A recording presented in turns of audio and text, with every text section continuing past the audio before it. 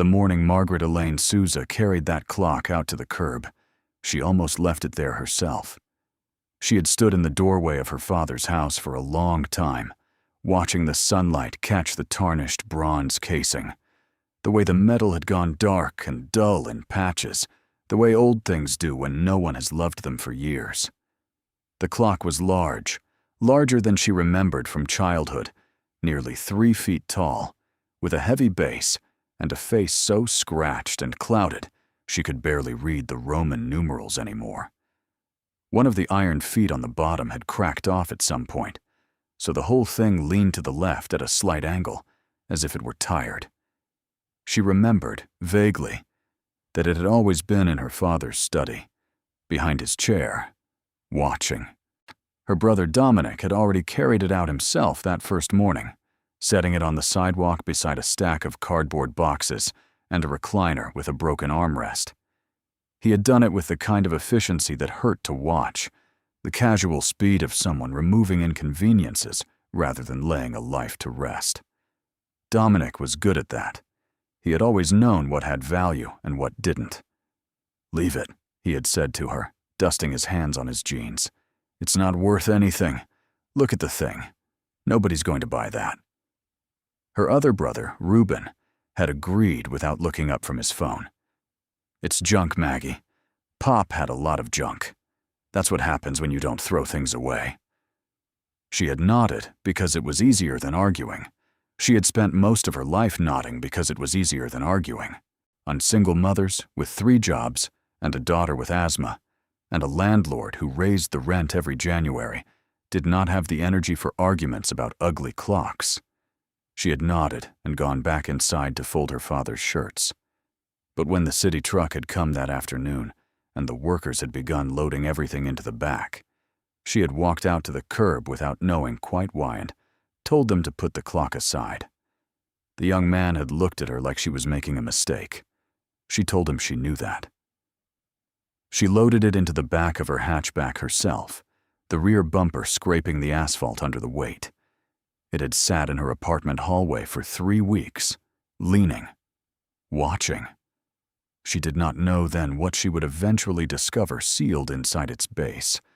She did not know that a man named Leopold Fontaine, a jeweler and collector who had fled from Europe in 1941 with nothing but the clothes on his back and one very specific secret, had entrusted her father decades ago with the keeping of something he could not carry across an ocean twice. She did not know the word appraisal would one day make her cry in a parking lot. She did not know any of it.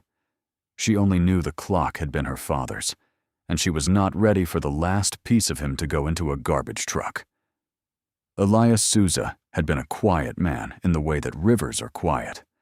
Most people looked at a river and saw stillness. Anyone who had ever been pulled under knew better. He had come to the United States from the Azores as a young man, following a cousin who had found work in the fishing industry along the Massachusetts coast. He spoke little English when he arrived and learned it gradually, mostly by reading, which was how he developed the habit that would define his life. He read everything. Newspapers in languages he was still learning, encyclopedias, catalogs, the backs of cereal boxes, and books, always books, especially books about history and about beautiful things. He had worked the docks for 15 years, sending money home to his mother, and then to his wife, Margaret's mother, who joined him when they were both 26. They had settled eventually in the city, in a neighborhood that was rough in those years, and rougher later, in a row house with a small backyard where Elias planted tomatoes and figs. He had worked at the docks and then in a warehouse, and then, late in life, as a security guard at a municipal building. The kind of job that left him on his feet for 8 hours, but left his mind free to wander. He had not been a wealthy man. He had not pretended to be. But he had been a man who noticed things, which is not the same as being poor in spirit. Margaret was the youngest of his 3 children, and the only one who had stayed in the city after her own life fell apart. Dominic had moved to Phoenix 15 years ago, successful and comfortable in the way that people who have not been tested are comfortable. Reuben lived 40 minutes away, but might as well have lived in another country. The visits so infrequent that his children hardly knew their grandfather's face. It was Margaret who had driven her father to his chemotherapy appointments, some Margaret who had filled his prescriptions and argued with his insurance company and slept on his couch for the last 4 months of his life. She did not resent her brothers for it. She had stopped expecting things from them a long time ago. What she had not stopped expecting, foolishly perhaps, was that when the time came, they might acknowledge it.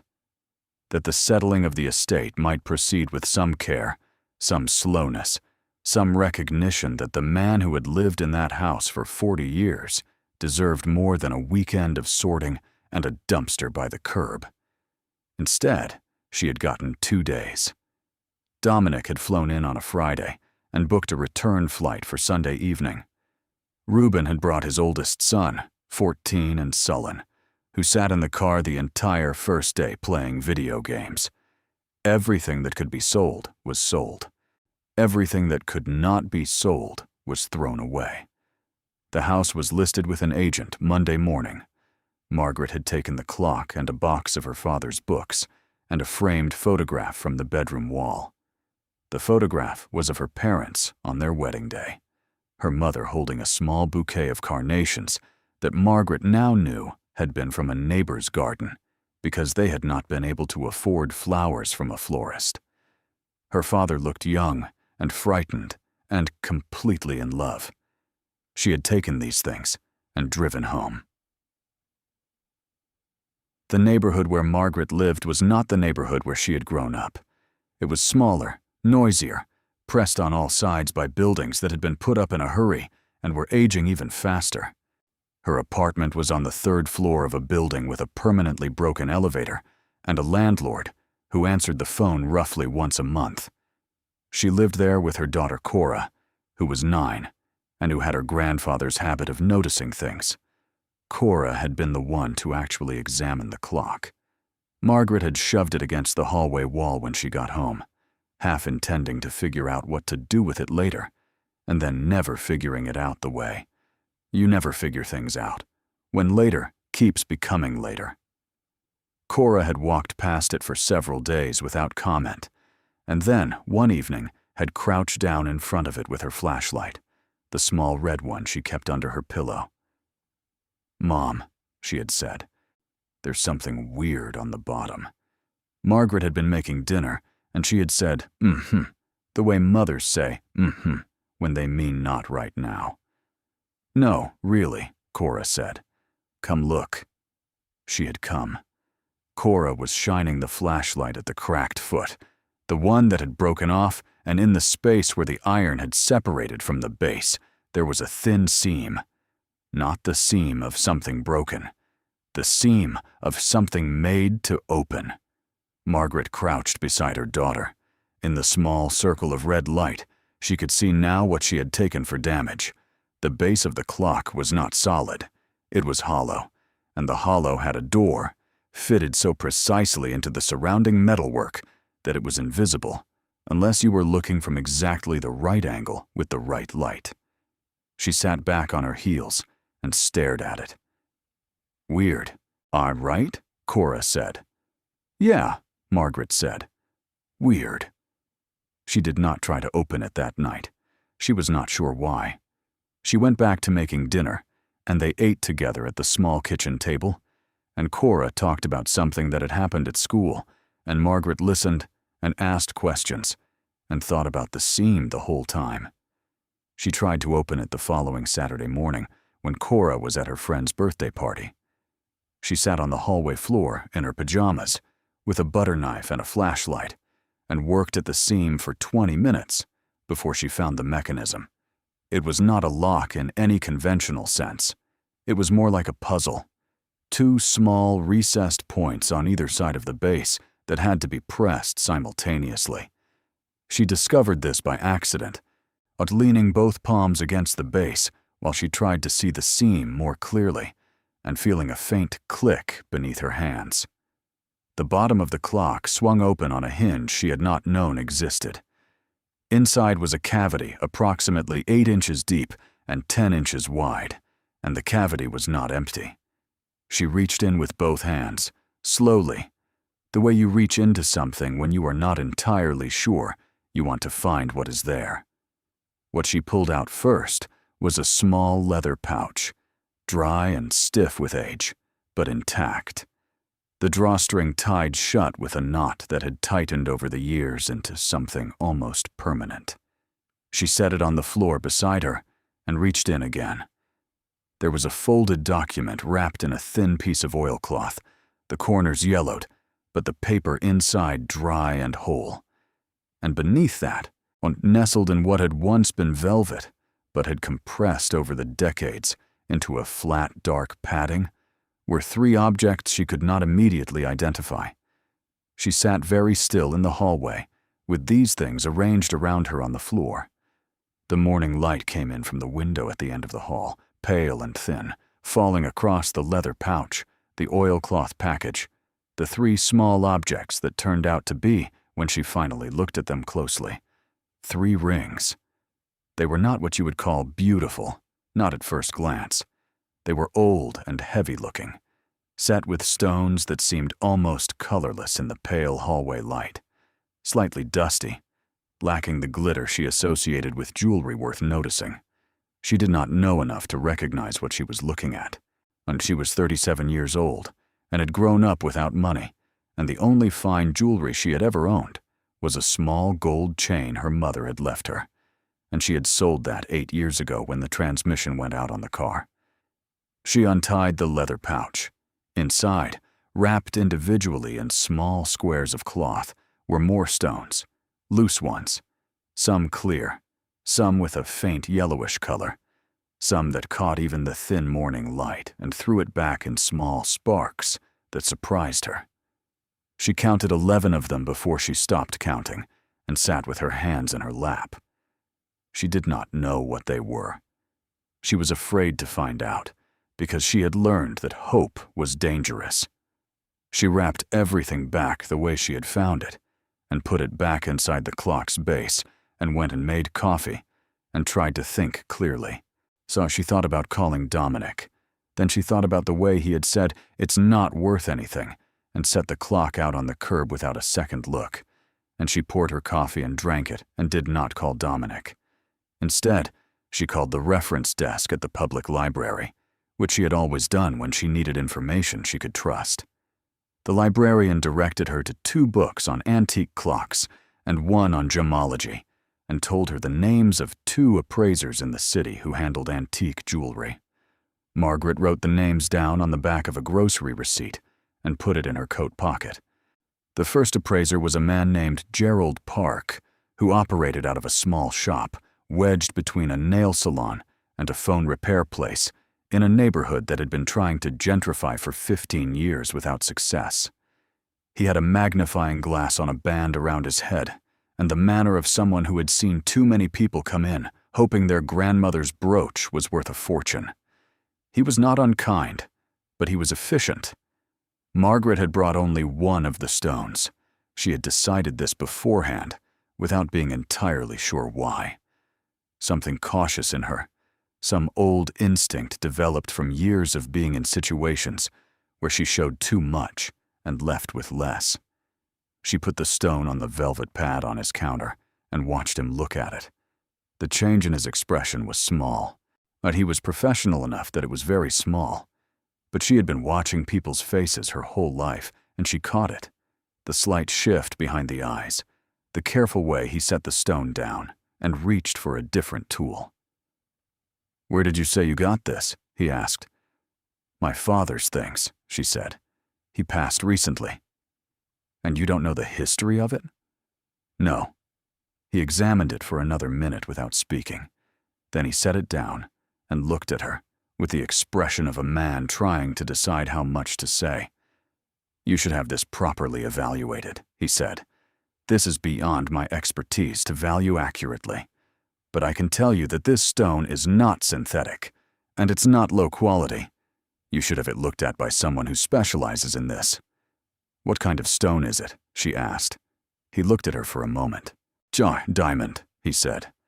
"A very old one, and very good quality. Where it lands on value, I can't tell you. That's a specialist's determination."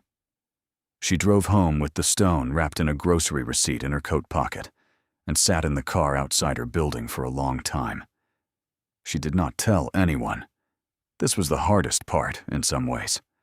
Margaret Souza had never been the kind of woman who kept secrets easily. She told people things.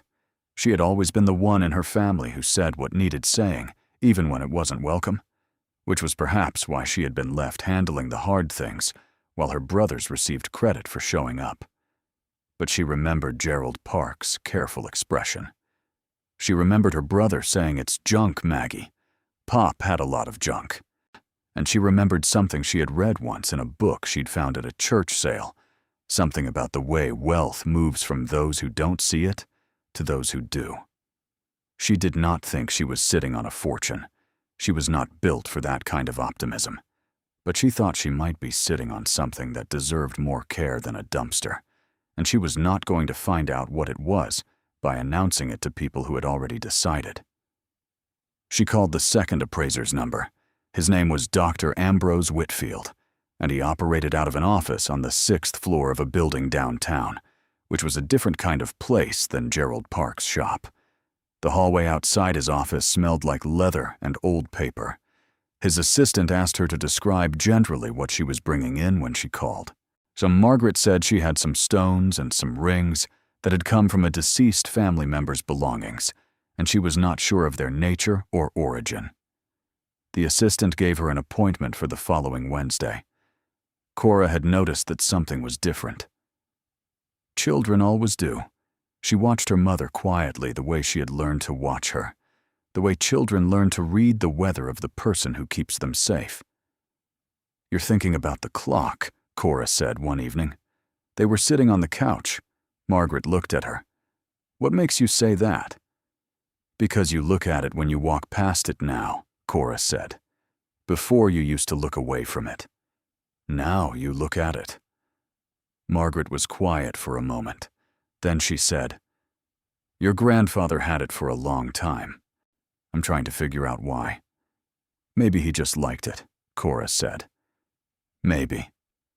"Or maybe," Cora said, pulling her knees up to her chest in the way she did when she was thinking. "Maybe he was keeping it for somebody." Margaret looked at her daughter, 9 years old, with her grandfather's serious eyes. "That's a good thought," she said. The oilcloth package had been sitting on the high shelf in the bedroom closet. Margaret had not opened it yet. She had been afraid to. Now she got up and retrieved it, and sat back down on the couch and unwrapped it with Cora beside her. Inside the oilcloth was a letter, or rather, several sheets of paper folded together, the first of which was written in a clear, deliberate hand that had clearly taken its time. The ink was dark brown with age, but the words were legible. The letter was dated September 1971. It was addressed, in the salutation, to Elias. Margaret felt her throat tighten. She read it twice before she read it aloud to Cora, editing as she went, smoothing over the parts she did not yet understand, holding on to the shape of it. The letter was from Leopold Fontaine. She did not know that name. She would learn later that she should have, that Leopold Fontaine had been a relatively significant figure in the world of European jewelers and gem dealers. In the years before the Second World War, that his family had operated a well-regarded firm in Antwerp, that his name appeared in several books about the wartime dispersal of private collections. She did not know any of this when she first read the letter. She only knew what the letter told her. Leopold Fontaine had arrived in the United States in 1941 as a refugee. He had by then already lost nearly everything. What he had managed to carry out of Europe, he had carried by concealment, a skill he had developed quickly under circumstances that made quick learning a matter of survival. Among the things he had concealed and carried was a small collection of unset diamonds and 3 rings from his family's inventory, pieces he described in the letter as among the finest his family had ever handled, stones that his grandfather had acquired and that had been in the collection for 3 generations. He had come to the United States, and he had started over, the way people start over when they have no choice. He had established himself eventually as a dealer in a modest way, nothing like what his family had been, but enough. He had grown old, and in the late 1960s, when he was already in his 70s and in uncertain health, he had begun the process of deciding what to do with what remained. He had met Elias Souza, the letter explained, in 1968. The how of the meeting was not detailed, only that it had been at a civic organization both men belonged to, one of those neighborhood associations that sprang up in American cities in those years when communities were trying to hold themselves together. Leopold was elderly and without children. Elias was a young working man who had impressed him, the letter said, with his honesty and his seriousness and his habit of reading. A friendship had formed, an unlikely one by ordinary measures, but the letter did not treat it as unlikely, or it treated it as the simple fact of 2 men who had recognized something in each other. In 1971, Leopold Fontaine, then in his late 70s and in failing health, had entrusted to Elias Souza a clock, his own clock from his own home, a piece that had belonged to his family in Antwerp. He had modified the base himself, with the help of a craftsman he trusted, to create a hidden cavity. And into that cavity, he had placed the things he could not decide what to do with, the last stones, the last rings, the last evidence of the collection his grandfather had built. He asked Elias to hold them, not to sell them, not yet, to hold them until either Leopold was well enough to retrieve them or until Leopold's passing made another decision necessary. Leopold Fontaine had died in 1974. There was no second letter. There was no instruction. There was no lawyer who had come to find Elias Souza. And Elias, who was an honest man in the way that rivers are deep, had held them. He had held them for 50 years. He had told no one.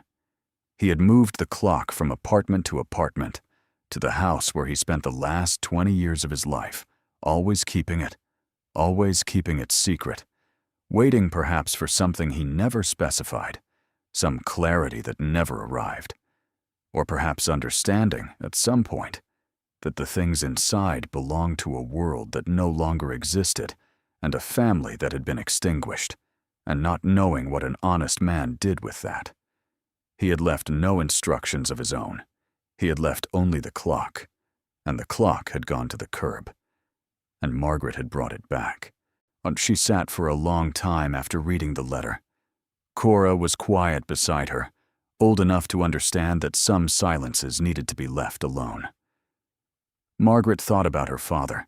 She thought about who he had been, and how she had known him, and all the things she had not known about him until right now. She thought about a young man from the Azores who had made a friend that most people would not have expected him to make, and who had kept a promise for 50 years without telling anyone, without receiving anything, without ever, as far as she could tell, weakening. She thought about the clock on the curb. She thought about Dominic saying it's not worth anything. She pressed her hand over her mouth for a moment and looked at the wall. "Mom," Cora said. "I'm okay," Margaret said. She stopped. "Your grandfather was a very good man, Cora." "I know," Cora said. "I always knew that." On Wednesday morning, she took the train downtown with the leather pouch inside a zippered bag inside her purse, and the 3 rings wrapped in a cloth inside a small box, and the folded letter in a separate envelope. She wore the better of her 2 good blouses. She had polished her shoes the night before because her father had always polished his shoes before any occasion that mattered, and she had absorbed this without meaning to. Dr. Ambrose Whitfield's office was smaller than she had expected, and more book-lined than she had expected, and the man himself was older, closer to 70 than 60, with the unhurried manner of someone who had stopped trying to impress people decades ago. Then his assistant brought tea, which surprised her, and then left them. Whitfield looked at the stones. He looked at them for a long time, working slowly, moving from one to the other, with a series of tools she could not name, making notes in a small pad, occasionally holding something up to the light from the window. He did not speak while he worked. Margaret sat across from him and kept her hands in her lap and breathed. Then he put down his tools and looked at her. "These are extraordinary," he said. He said it the way someone says something that they are making themselves say carefully, so as not to say it incorrectly. "I want to be thorough, and I want to have a second opinion from a colleague before I give you any numbers. But what I can tell you now is that these diamonds are old.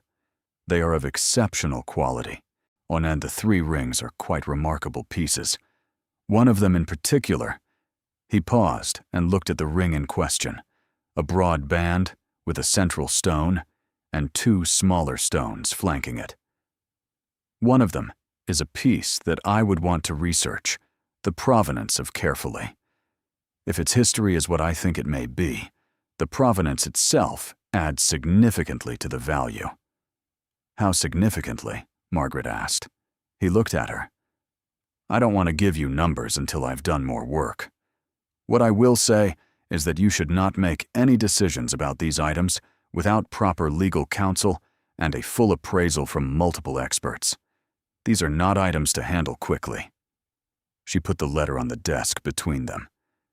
"I found this in the same place. It might explain the provenance." He read it slowly. His expression did not change in any dramatic way, but his stillness deepened. When he finished, he looked up. "Do you know who Leopold Fontaine was?" "Not before I read that letter," she said. "He was well known in certain circles," Whitfield said. He was quiet for a moment. "Your father kept these for 50 years. "Yes." And he said nothing. He said nothing. Whitfield looked at the rings again. Then he looked at Margaret. "You should call a lawyer today," he said, "before you speak to anyone else. This is going to require careful navigation. There may be questions of ownership, of estate law, possibly of historical restitution claims, depending on what the provenance research reveals. I don't say this to frighten you. I say it because the value here is significant, and you deserve to approach it with the right preparation." "How significant?" she said again. She needed to hear something, even approximate, even uncertain. She had bills that were past due, and Cora's inhaler had gone up in price again, and she was 3 months behind on a credit card she had used to buy her father's medications when the insurance had not covered them in time. Whitfield looked at her for a long moment. "The loose stones alone, if my initial assessment is correct, could be in the range of several $1,000,000, he said. "The rings are harder to estimate without more research.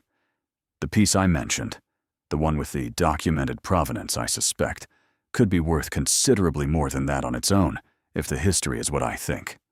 He paused. "I don't want you to walk out of here with a number in your head, but I don't want you to walk out without understanding the seriousness of this. You brought in something significant, Ms. Souza. Your father kept something significant." She looked at the rings. She looked at the leather pouch. She thought about her father on the curb outside his house every Tuesday, taking the garbage out, wearing the same jacket for 15 winters, driving a car with a cracked dashboard until the car finally stopped running. She thought about the way he had sat in his chair in the evenings and read. The lamp turned so the light fell exactly right on the pages. She thought about the clock in the corner of his study, always there, always leaning slightly, always watching. And she thought about Dominic saying, "It's junk, Maggie." She did not cry in Whitfield's office. She saved it for the parking lot, sitting in the driver's seat of her hatchback, the engine off, the afternoon light coming through the windshield, and she put her face in her hands and cried the way you cry when something is not sad and not happy, but simply enormous, bigger than the vocabulary you have for it. Then she wiped her face. She started the car. She drove to pick up Cora from school. She had calls to make. The lawyer's name was Patricia Osei, and she worked out of a small firm that specialized in estate law and what her website described as complex personal property matters. Margaret had found her through the librarian again, who had a cousin who had used her, which was the kind of recommendation Margaret trusted more than any advertisement. She called the morning after the meeting with Whitfield and got an appointment for Thursday. Patricia Osei was 45 and direct in the way that people are direct when they have learned that clarity is the most useful gift they can give their clients. She had a small office with a window that looked out at a fire escape, and she offered Margaret water and got immediately to work. She asked questions for 40 minutes without interrupting. Margaret told her everything: the clock, the mechanism, the stones, the rings, the letter. She had brought copies of everything she had: the letter photographed on her phone, the appraiser's preliminary notes that Whitfield had written out for her before she left. Osei listened. She took notes. When Margaret finished, she sat back and looked at the ceiling briefly, the way people look when they are organizing something complicated. "All right," she said. "Let's go through this carefully." The legal situation, as Osei explained it over the next hour, was genuinely complex, but not, as she put it, unnavigable. The question of ownership was the first and most significant issue.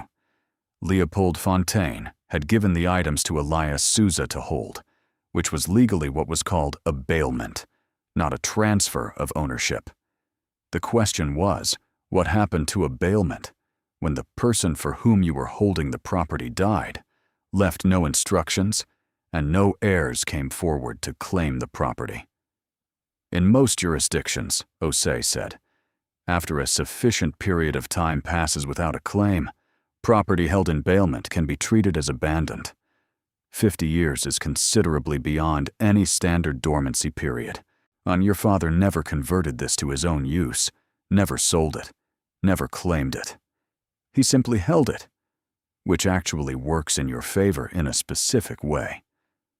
"How?" Margaret asked. "Because it demonstrates good faith across decades," Osei said. "Your father was not concealing stolen property. He was honoring a private agreement with someone who trusted him, and he continued to honor it, even when there was no legal mechanism requiring him to do so and no one left to enforce it. That's not the behavior of someone who acted wrongly. That's the behavior of someone who acted with unusual integrity." Margaret was quiet for a moment. "Is there any chance someone else has a claim? A family? Heirs of Fontaines?" "That's exactly what we need to research," Osei said. When Whitfield mentioned provenance questions and the possibility of historical restitution claims, this is an area of law that has developed substantially in the last 30 years, particularly around property dispersed during the Second World War. If any of these items were taken from Jewish families during that period, there are international registries, legal frameworks, organizations that work on exactly these cases. She said it plainly, without drama, which was why Margaret heard it without flinching. "So I might not be able to keep them," she said. "You might not be able to keep all of them," Osei said. "It depends entirely on what the provenance research reveals. But here's the important thing. Going through this process properly, transparently, with documentation, is the right thing to do. And it also protects you. Now, anyone who tells you to sell these quietly and not ask questions is not acting in your interest." Margaret thought about something. "My brothers," she said. "They would say that. They would say sell them. Don't complicate it." Osei looked at her. "Do they know?" "Not yet." Osei nodded slowly. "When you tell them, and you will need to eventually, because they are co-heirs to your father's estate. There will likely be pressure to move quickly and quietly. I want you to be prepared for that.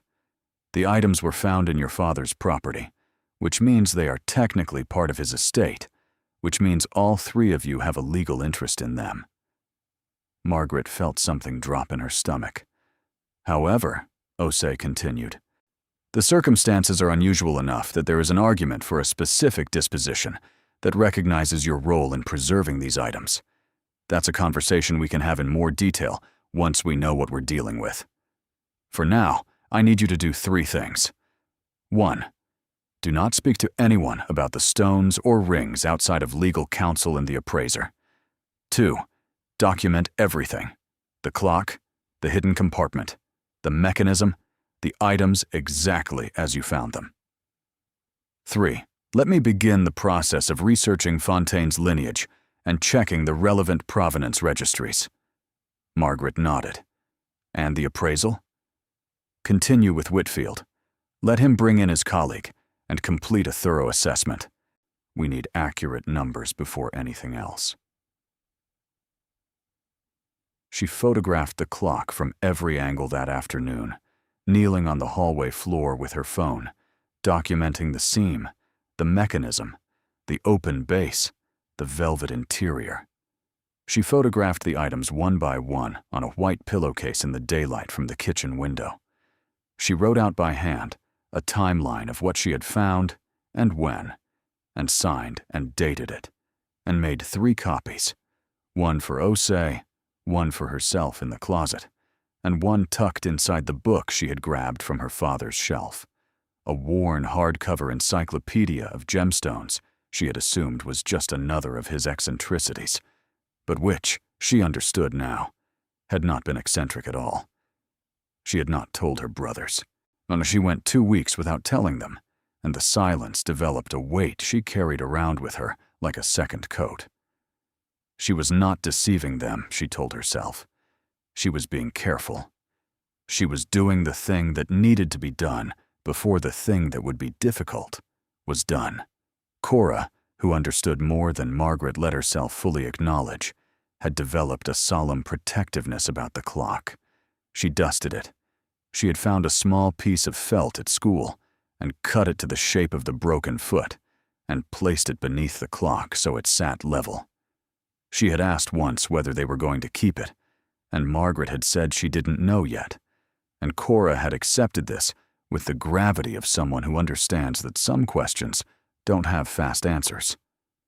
It's a good clock, Cora said one evening. She was sitting across from it in the hallway, eating an apple, just looking at it. Your great-great-grandfather made beautiful things, Margaret said, meaning Leopold, though she hadn't fully explained that yet. Our family keeps beautiful things, Cora said, with a certainty that was slightly heartbreaking. Whitfield called on a Thursday with his preliminary full assessment. He had brought in 2 colleagues, one from the auction house where he sometimes consulted, one a specialist in pre-war European jewelry.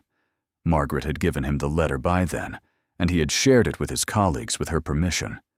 She sat in her car in the parking lot of the school where she worked as an office administrator, the phone pressed to her ear, the window cracked for the November air. I want to begin by saying that what I'm about to tell you is preliminary, Whitfield said. Full appraisal documents take time, and these will need to go through a formal process. But I feel you need to know the broad picture. Tell me, she said. The loose stones, he said, are 11 diamonds, as you counted. Their average quality is exceptional. Several are in the D2F color range, with very high clarity grades.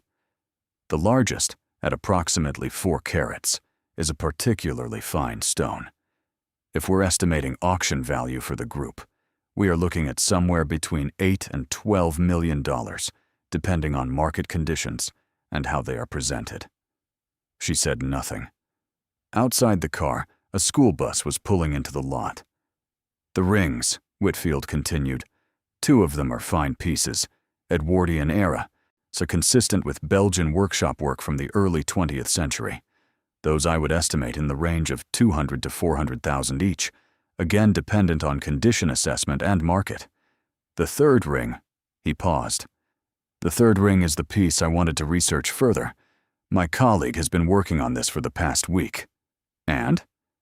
The central stone in the third ring is a modified cushion, cut of approximately 6.5 carats. The color and clarity are among the finest I have personally encountered. Based on the provenance documentation your lawyer is working with, and additional records my colleague has located, this ring appears to have been part of the Fontaine family's principal collection, pieces that were documented in a Belgian trade publication in 1932. It is, to be plain with you, a museum-quality piece. He paused again. At auction, with the provenance properly established, a stone of this quality and history in that setting could achieve between $60 and $90 million. Perhaps more, depending on the day and the room. The school bus had stopped. Children were getting off, small and bundled, backpacks swaying. Margaret watched them without seeing them. "Miss Souza," Whitfield said, "are you there?" "Yes," she said. "I'm here." "I want to be responsible in how I've communicated this," he said. "These are estimates. There are variables. The provenance research is ongoing. Your lawyer will need to work through the legal questions. But I wanted you to understand the magnitude of what you have. The total," she said, "if everything proceeds correctly. Rough total." He was quiet for a moment. "Rough, and subject to all of those variables," he said. "The collection as a whole, the 11 stones, the 3 rings, could represent a total value in the range of $250 to $300 million. That would make the principal ring the dominant asset. But even setting that ring aside, the rest of the collection is significant." He paused. "Your father kept $250 million in a clock in his study for 50 years. She closed her eyes. "He never knew the value," she said. "He knew they were fine things. He didn't know the numbers." "Perhaps not," Whitfield said. "But he knew they were worth keeping." She thanked him. She said she would be in touch through Patricia Ose. She ended the call.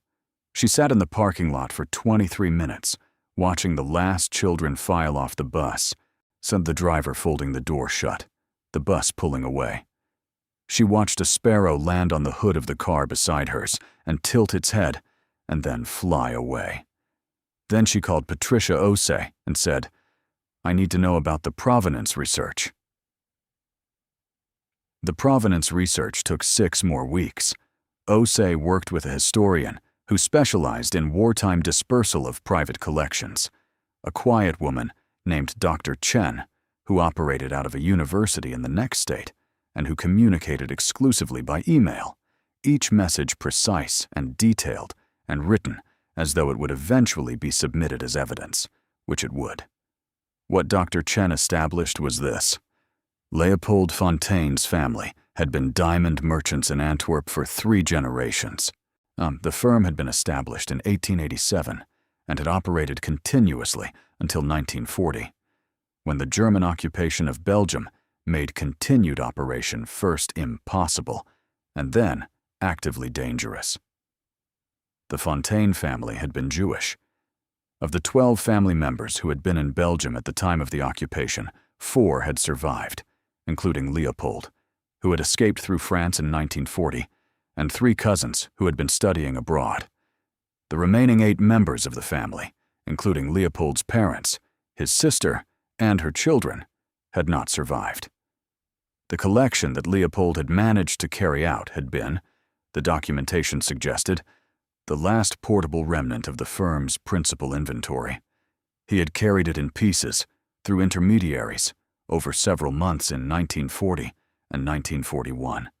The 3 rings specifically appeared in the firm's pre-war records. The largest, the one Whitfield had estimated at 60 to 90 million, was a piece the Fontaine firm had held as a private asset since 1919, acquired from a Russian nobleman's estate following the revolution. It had never been sold.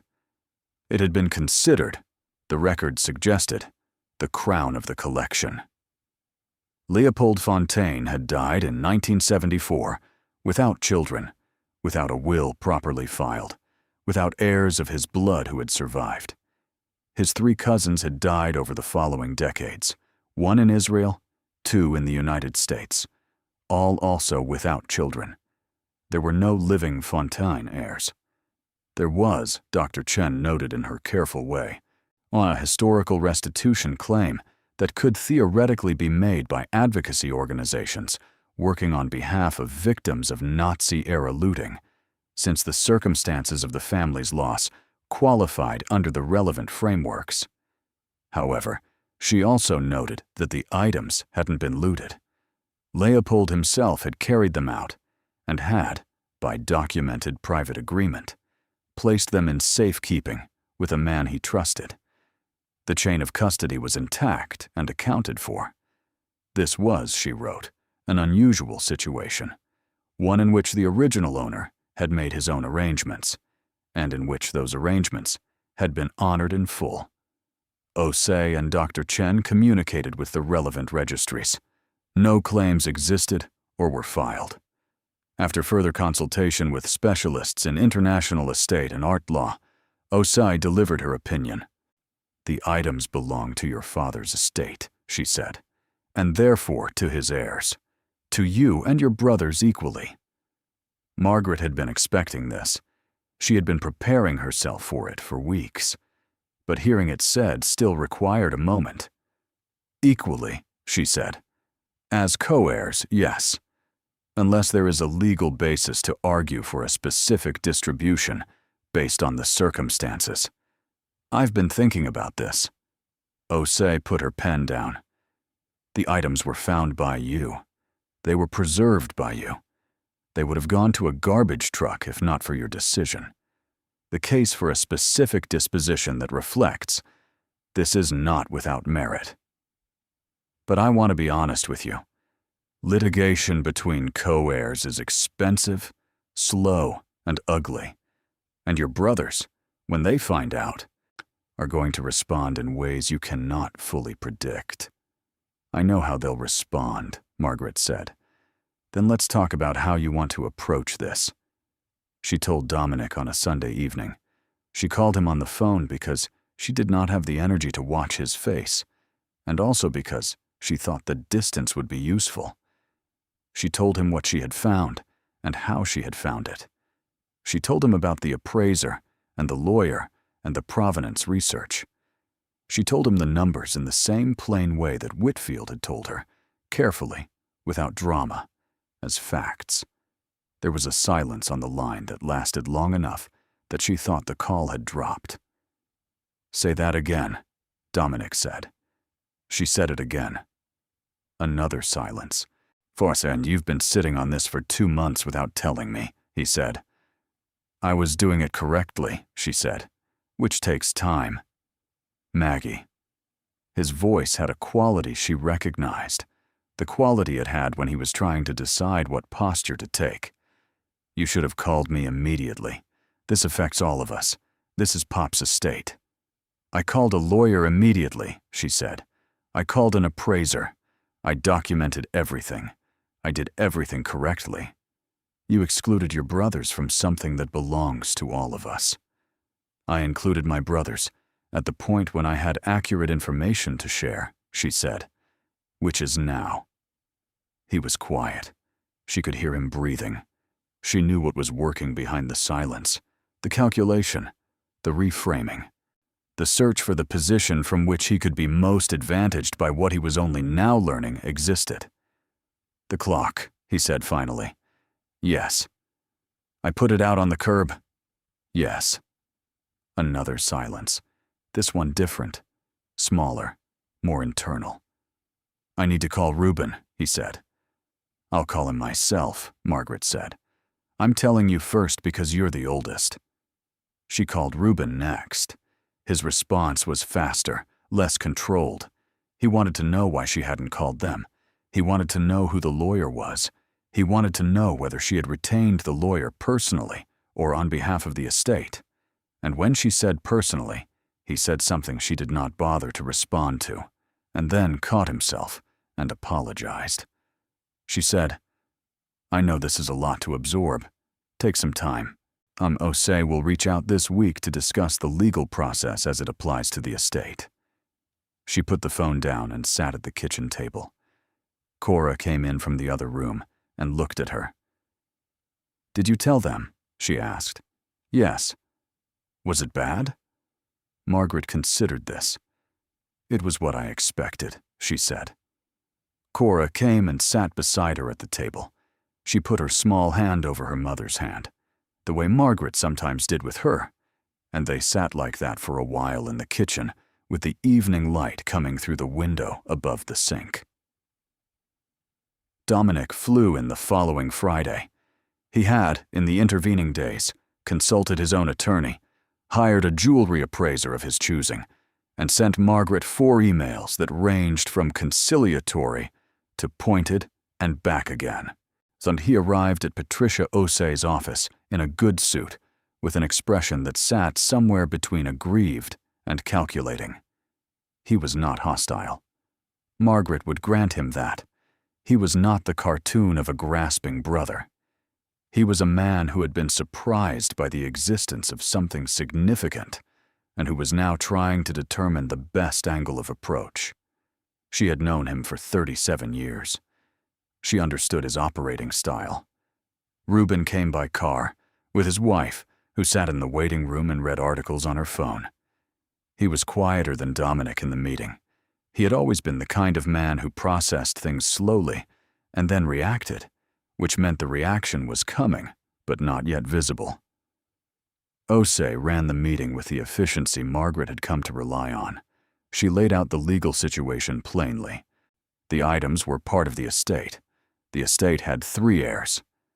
Under the standard division of the estate as their father had left it, with no specific bequests related to the clock or its contents, because Elias had left no will, the items would be divided equally. Dominic asked about the timeline to sale.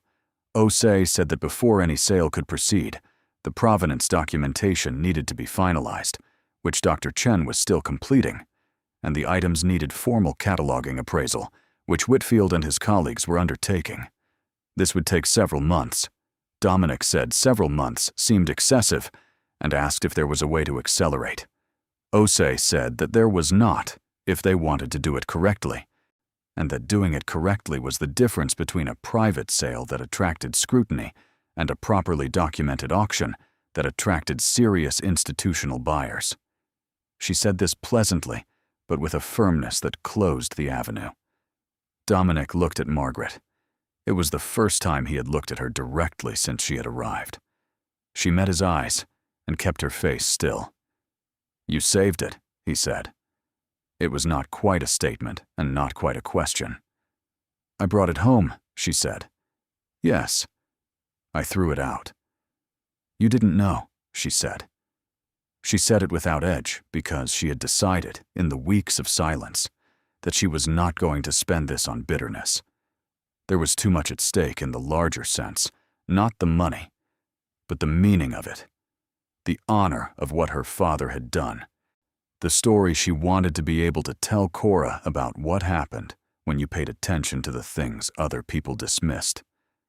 She was not going to let Dominic's failing become the center of the story. Her father was the center of the story. Dominic was quiet. Something shifted in his face, something she could not quite read, and she thought, possibly, that he was feeling something genuine. She had seen it happen occasionally. It always looked like it surprised him. "Pop kept this for 50 years, he said. "Yes." "He never said anything." "No." Dominic looked at the table. "He had it the whole time I was growing up, in that study. I used to do my homework in that room." He paused. "I never asked about the clock." "None of us did," Margaret said. This was true. She did not say it to absolve him or to implicate herself. It was simply true. The clock had always been there, leaning slightly, watching, and none of them had thought to wonder about it. That was how secrets held in plain sight stayed secret. not through concealment, but through the human habit of looking past the familiar, Reuben said quietly from his chair. What was he like? Leopold. Do we know anything about him beyond the letter? Margaret said she had been reading. She told them a little about what she had found. The family in Antwerp. The firm. What had happened to them. The 4 who had survived. She told it the way you tell history, when you have learned it recently, and it has not yet settled into knowledge, but is still something felt. She saw Reuben's wife look up from her phone in the waiting room, half visible through the glass. She saw Dominic's expression change again, this time more clearly, and recognized what it was. It was the beginning of understanding why their father had been the way he was, why the clock was worth more than anyone had known, not just in money. The months that followed were not simple. They were not simple because real things are not simple, and what was happening was real in every dimension. The Provenience documentation was completed in February. Dr. Chen's final report was 43 pages, and it was thorough enough that the relevant registries accepted it without challenge. The absence of living Fontaine heirs was confirmed through multiple channels. The chain of custody from Leopold Fontaine to Elias Souza was documented as complete and legitimate. In March, Whitfield delivered the full formal appraisal. The 11 diamonds, valued collectively at $9.2 million. The 2 Edwardian rings, valued at $260,000 and $340,000, respectively. The 3rd ring, the piece from the 1919 acquisition, formally appraised at $87 million. Total appraised value of the collection, $96.79 million. Total estimated auction value, which differed from appraised value for reasons that Osei explained patiently and that Margaret tried to absorb. Potentially between $250 and $287 million, depending on market conditions, the specific auction house, and the handling of the principal ring as a standalone lot. $287 million. Now, Margaret had written that number on a piece of paper and looked at it for a long time. It had not become real. She was not sure it would become real until it was not a number on paper, but a reality in the world, and perhaps not even then. She was a 37-year-old woman who worked as a school office administrator and lived in a 3rd-floor apartment with a broken elevator and a daughter with asthma and a credit card she was 3 months behind on. $287 million existed in a category of things that her life had not prepared her to experience as real. But she kept the paper. She put it inside the book about gemstones, the one from her father's shelf. She looked at it when she needed to remind herself to be careful and steady and not to rush.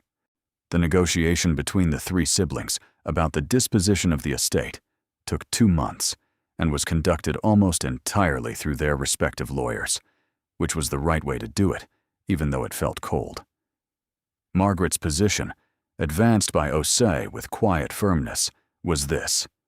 The items were found by Margaret alone, preserved by her decision against the explicit judgment of her co-heirs, and cared for through a months-long legal and appraisal process that she had initiated and managed.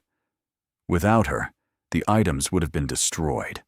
The circumstances warranted a disposition that reflected this.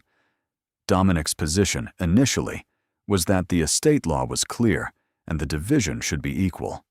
His lawyer, who was good, apparently told him at some point that equal division was likely the legal outcome, but that the specific circumstances created equitable arguments that a court might credit, and that litigation was expensive, slow, and would eventually produce unflattering news coverage about a man who had argued against his sister in court over items she had saved from a garbage truck. Reuben had, by this point, been largely quiet. He had sat with the story longer than Dominic, and something about it had reached him in a way that was not about money. He had driven down one Saturday with his family and spent several hours at Margaret's apartment. He had looked at the clock for a long time. He had asked to read the letter again and had read it twice. His son, the 14-year-old who had sat in the car playing video games on the day they cleared their grandfather's house, had asked if he could touch the clock, and Margaret had said yes, and the boy had run his hand along the dark bronze casing with an expression that was the beginning of something she hoped would grow into more.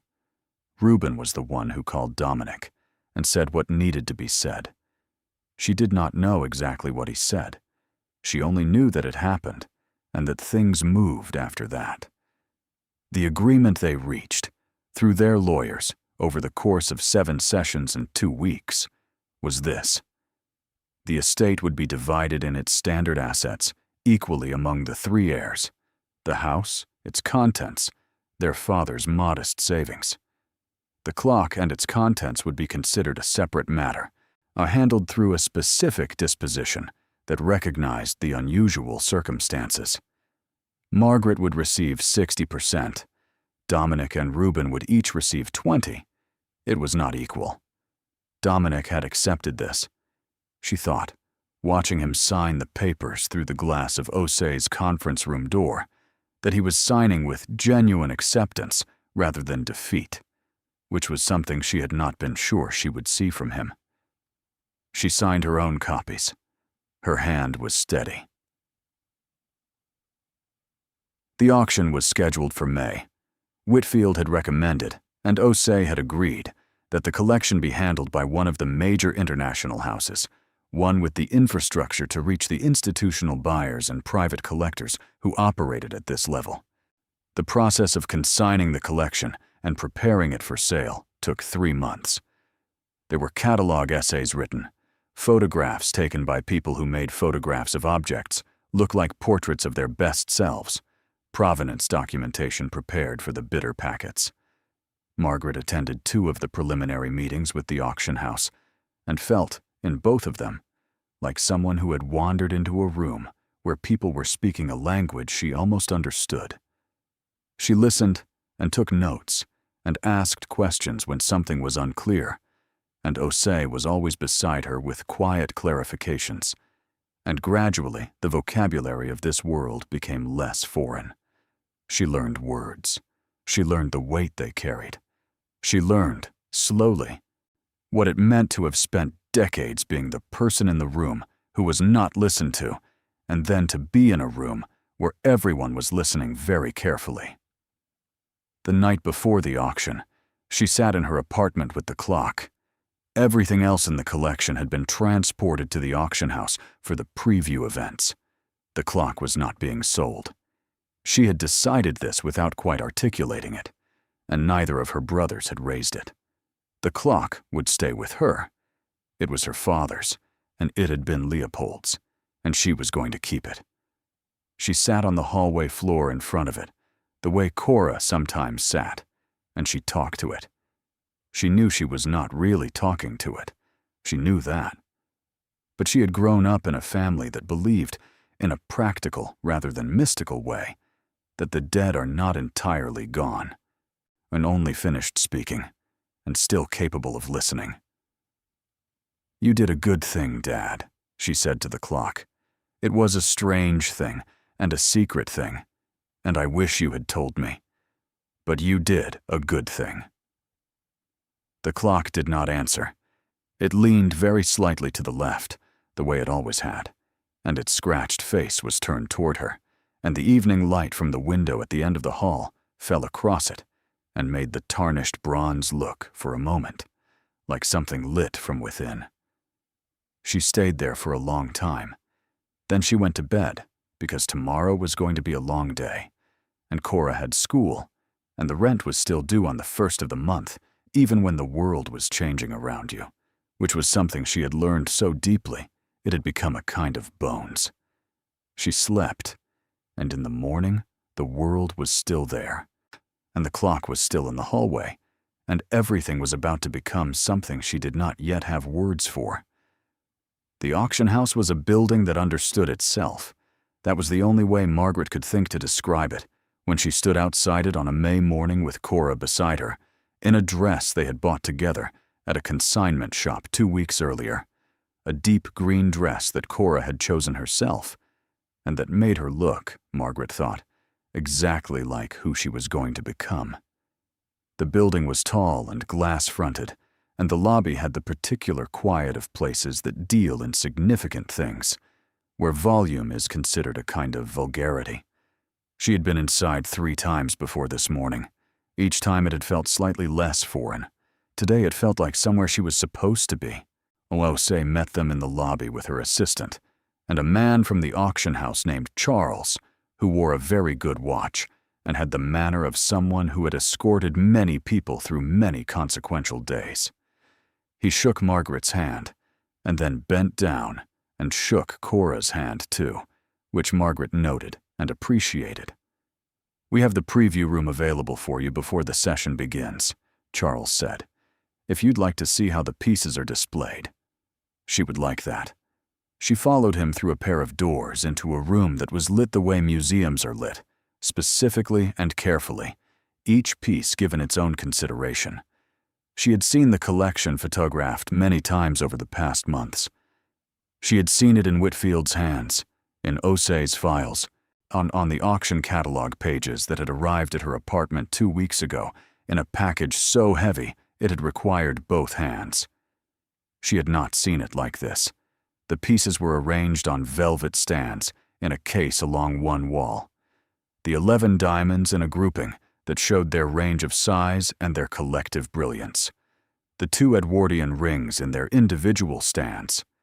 And at the end, given more space than the others, more light, and a stand of its own that elevated it slightly, as though even the furniture understood what it was. The 3rd ring. She stood in front of it for a long time. She had held it in her hands when she first found it, wrapped in the old cloth in the clock's base, and she had seen it in Whitfield's office under his tools, and she had seen it in photographs, and she had not seen it cleaned and lit and presented as what it actually was. What it actually was, she now understood completely for the first time, was extraordinary. The stone in its setting seemed to gather light from across the room and hold it, not reflecting, but containing, as though the light preferred to be inside the stone rather than out in the air. The setting itself, the broad band of gold, worked in a style that was not quite like anything currently fashionable, and was therefore timeless rather than dated, held the stone with a confidence that suggested it had always known it was the right home for it. Margaret thought about a man in Antwerp in 1919 looking at this stone and deciding it was the finest thing his family had ever held, and that they would keep it. She thought about the granddaughter of that man carrying it across a continent and an ocean in 1941, inside a modified clock, wrapped in velvet that had since compressed into a thin, dark shadow of itself. She thought about the clock in her father's study for 50 years, and the clock on the curb, and the clock in her hallway leaning slightly to the left, with a piece of felt Cora had cut for its broken foot.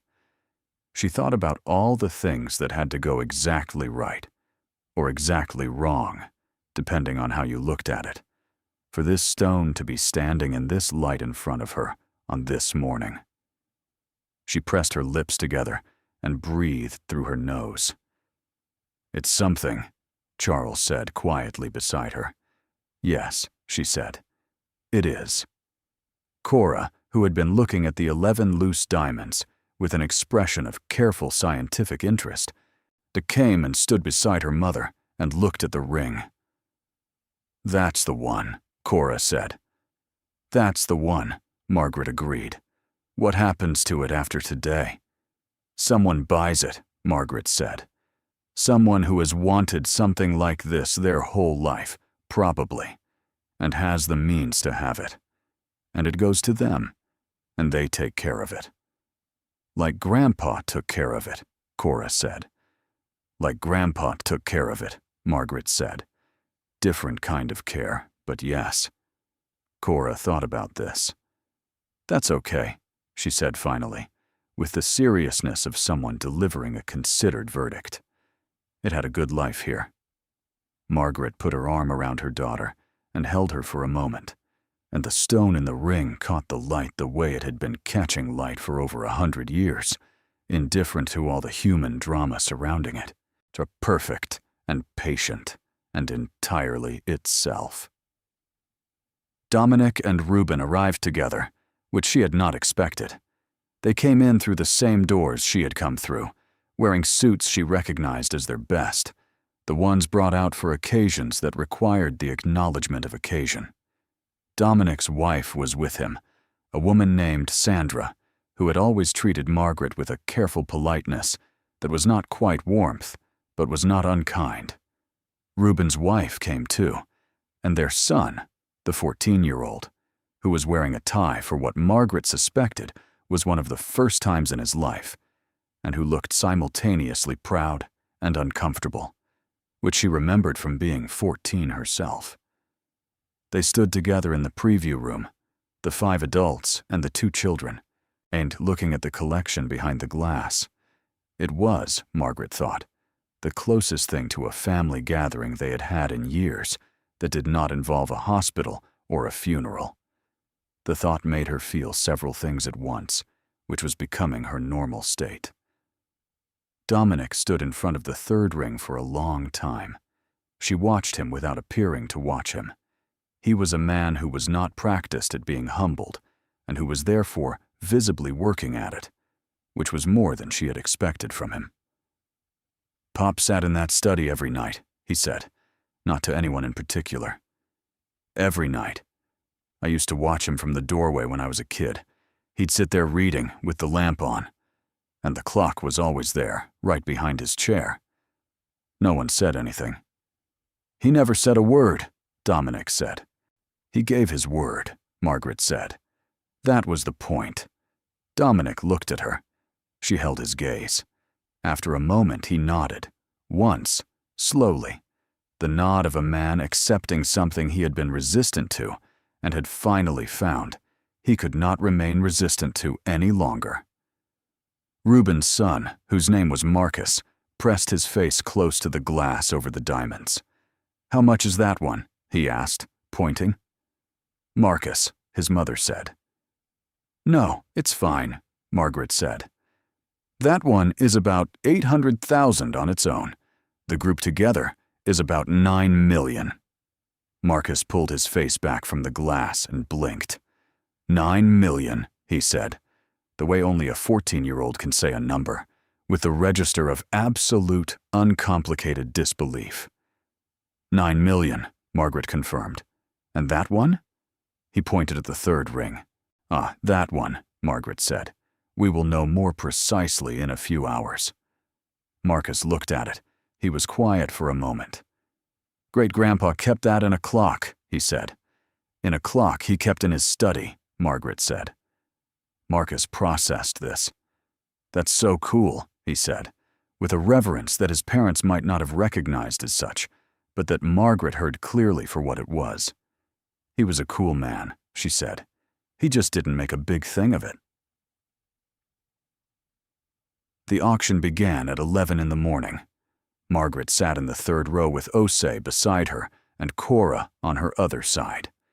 Dominic and Reuben and their families were in the 5th row, which had been Dominic's choice, made quietly, and which Margaret interpreted as a gesture she did not need to analyze too deeply. The room filled. This was not a room that filled the way ordinary rooms filled, with people arriving and finding seats and settling in. It filled with a particular attention that the objects it contained deserved. People arriving who understood what they were arriving for, and some who were there by phone or screen in rooms she could not see. Bidding agents sitting at phones along the wall with the composed focus of people accustomed to moving large numbers on behalf of other large numbers. She had read enough about auctions in the past months to know roughly how this worked. She had read enough to be no longer frightened of it. She sat with her hands in her lap and her back straight and watched the room fill. The auctioneer was a woman in her 50s, with silver hair and a microphone, and the particular authority of someone who has conducted thousands of these and knows that her primary job is to make something that is already significant feel significant without overselling it. She opened the session with a brief statement about the collection and its provenance that Margaret had approved in advance. It was accurate, and it was restrained, and it said what needed to be said about the Fontaine family and the wartime dispersal and the extraordinary chain of custody that had brought these objects to this room. Then the bidding began. The 11 diamonds went first, as a lot. The opening bid was $5 million. It went to 7 in the first minute, to 8.5 in the second. Ein settled after 4 minutes at $9.4 million to a bidder on the phone whose agent showed no visible reaction. $9.4 million. Margaret kept her hand still in her lap. The first Edwardian ring went next. Opening bid, $200,000.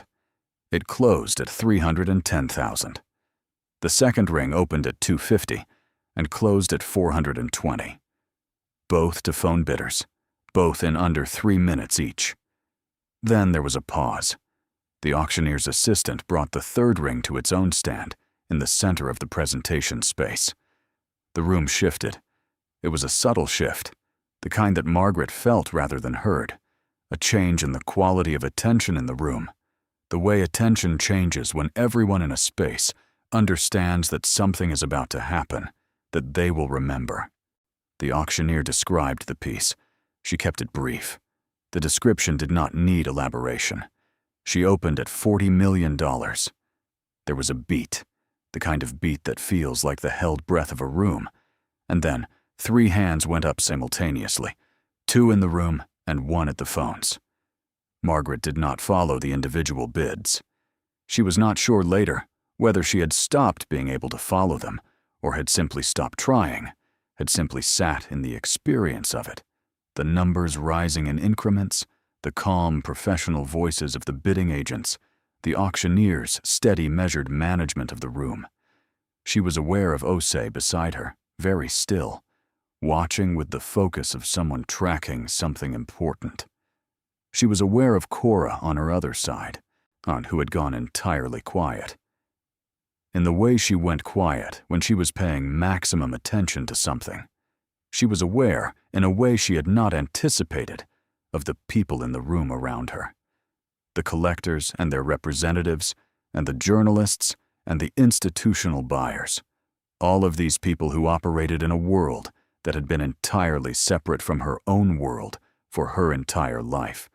A world that had existed simultaneously with hers, adjacent but impermeable. She had not expected to feel in this room a kind of clarity about the nature of the boundary between those worlds and what it meant to cross it. Not because of the money. The money was not yet real. Because of what the money represented, which was recognition. The recognition that a thing has value is not the same as creating the value. The value was already there, in the stone, in the setting, in the history, in the half-century of faithful custody her father had given it without reward. The auction only made the value legible to the world. The world was only now catching up to what the clock had always contained. The bidding ran for 11 minutes. She knew this later because Osei told her. In the moment, it felt both shorter and longer than 11 minutes, the way any significant time does.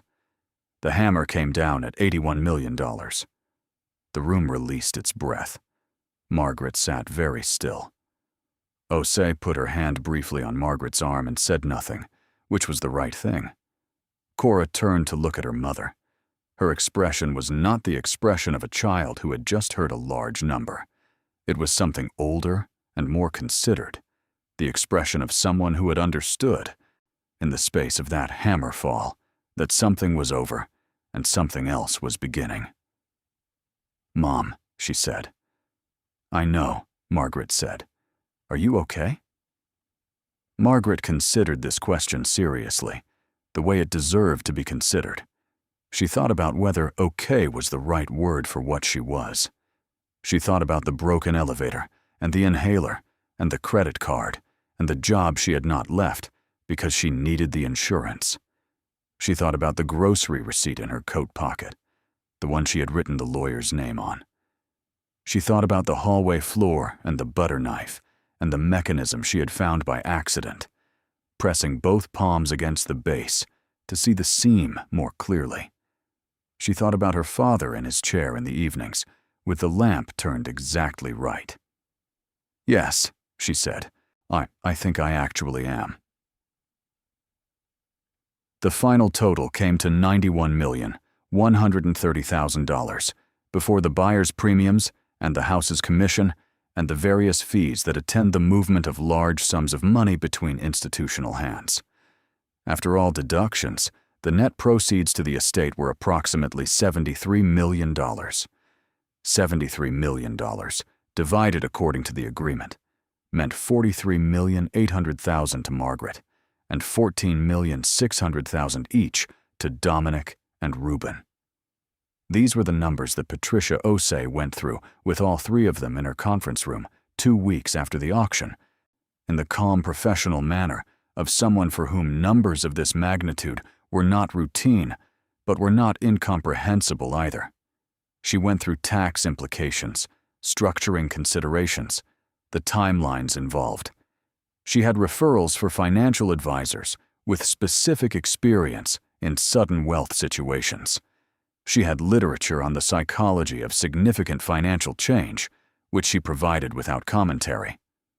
Margaret took the folder home and put it on the kitchen table and did not open it for 3 days. What she did instead in those 3 days was live her normal life, or try to. She went to work. She picked up Cora from school. She made dinner and did the dishes and read for an hour before bed. She paid the overdue credit card in full, online, at 11 o'clock on a Tuesday night, and sat looking at the zero balance on the screen for a while. She called her doctor about the appointment she had been postponing for 6 months. She bought Cora a new backpack because the zipper on the old one had broken in February, and she had been fixing it with a safety pin. She went to see Dr. Ambrose Whitfield. She brought him a jar of the fig preserves she made every year from the tree in her father's backyard, the tree she had asked to have access to before the house sold, which the new owners had agreed to, slightly puzzled. She had made the preserves in October, before any of this, the way she always did, the way her father had always done. She had brought Whitfield a jar because she had wanted to thank him properly, and she did not know another way to do it. He received the jar with more genuine pleasure than she would have predicted from a man who appraised stones worth tens of millions of dollars for a living. "Your father made these?" he asked. "My father grew the figs," she said. "I made these." He nodded with appreciation. "Same thing," he said. "More or less." She thought about that on the drive home. More or less. She thought about what it meant to grow something, and what it meant to make something from what was grown, and how those two acts, separated by time and hand, were part of the same continuous gesture toward something good. She moved in August. She had looked at apartments for 2 months, approaching it with the same carefulness she had brought to everything in the past year, or which was the carefulness she had always had, but which now had room to operate without the constant pressure of scarcity compressing it into something that felt, from the inside, like a personality trait, and was actually a circumstance. She did not move somewhere extravagant. This surprised people who heard about it, which was a smaller number of people than she would have expected, because she had been deliberate about what she shared and with whom. She moved to a larger apartment in a better building, still in the city, still in a neighborhood she recognized. It had a working elevator and a second bedroom for Cora, and windows that faced south and got the afternoon light. It had space in the living room for the clock. She put the clock in the living room, in the corner by the south-facing windows, odd where the afternoon light fell across the tarnished bronze, in a way that made it look, she thought, like it was finally comfortable, like it had been waiting for a room with light. She had the broken foot repaired by a metal worker Whitfield recommended, a man who restored antique bronze and who handled the clock with the kind of respect you give to things that have a history. He removed Cora's piece of felt when he fixed the foot and handed it back to her, because he had recognized it for what it was and had understood, without being told, that it mattered. Cora put it in a small box she had decorated with drawings of clocks and stones, and what appeared to be a portrait of her grandfather, rendered in the style of a 9-year-old who is trying very hard to capture something she loves. She kept the box on her bookshelf. Margaret called a financial advisor from Osei's list. His name was David Park, no relation to Gerald Park, the appraiser, and he was methodical and honest, and did not talk to her as if she were someone who needed things simplified. She had begun, in the preceding months, to notice the ways people talked to her differently than they once had, and the ways some of them did not, and she had concluded that the latter were more interesting to her than the former. She set aside a portion that her father would have called his hands, the money from which things grew. The rest she invested with advice she understood, and questioned, and agreed with. She set up an education account for Cora that was not contingent on anything except Cora deciding in her own time what she wanted to do with her life. She made a donation to the organization that had helped Dr. Chen's Provenience research, the one that worked on documenting wartime dispersal and supporting restitution claims. She made it in the name of the Fontaine family because it seemed to her the right way to honor a history that was not hers, but that she had been, for a brief important moment, the custodian of. She kept her job. This surprised more people than the apartment choice. She went back in September, after taking the summer off for the first time in her adult life, and she sat behind the front desk of the school and answered the phone and helped parents navigate the enrollment process and reminded teachers about faculty meeting times. She did this because she was good at it, and because it mattered, and because she was not someone whose identity had ever been fully located in a financial circumstance, either the scarcity or the sudden abundance.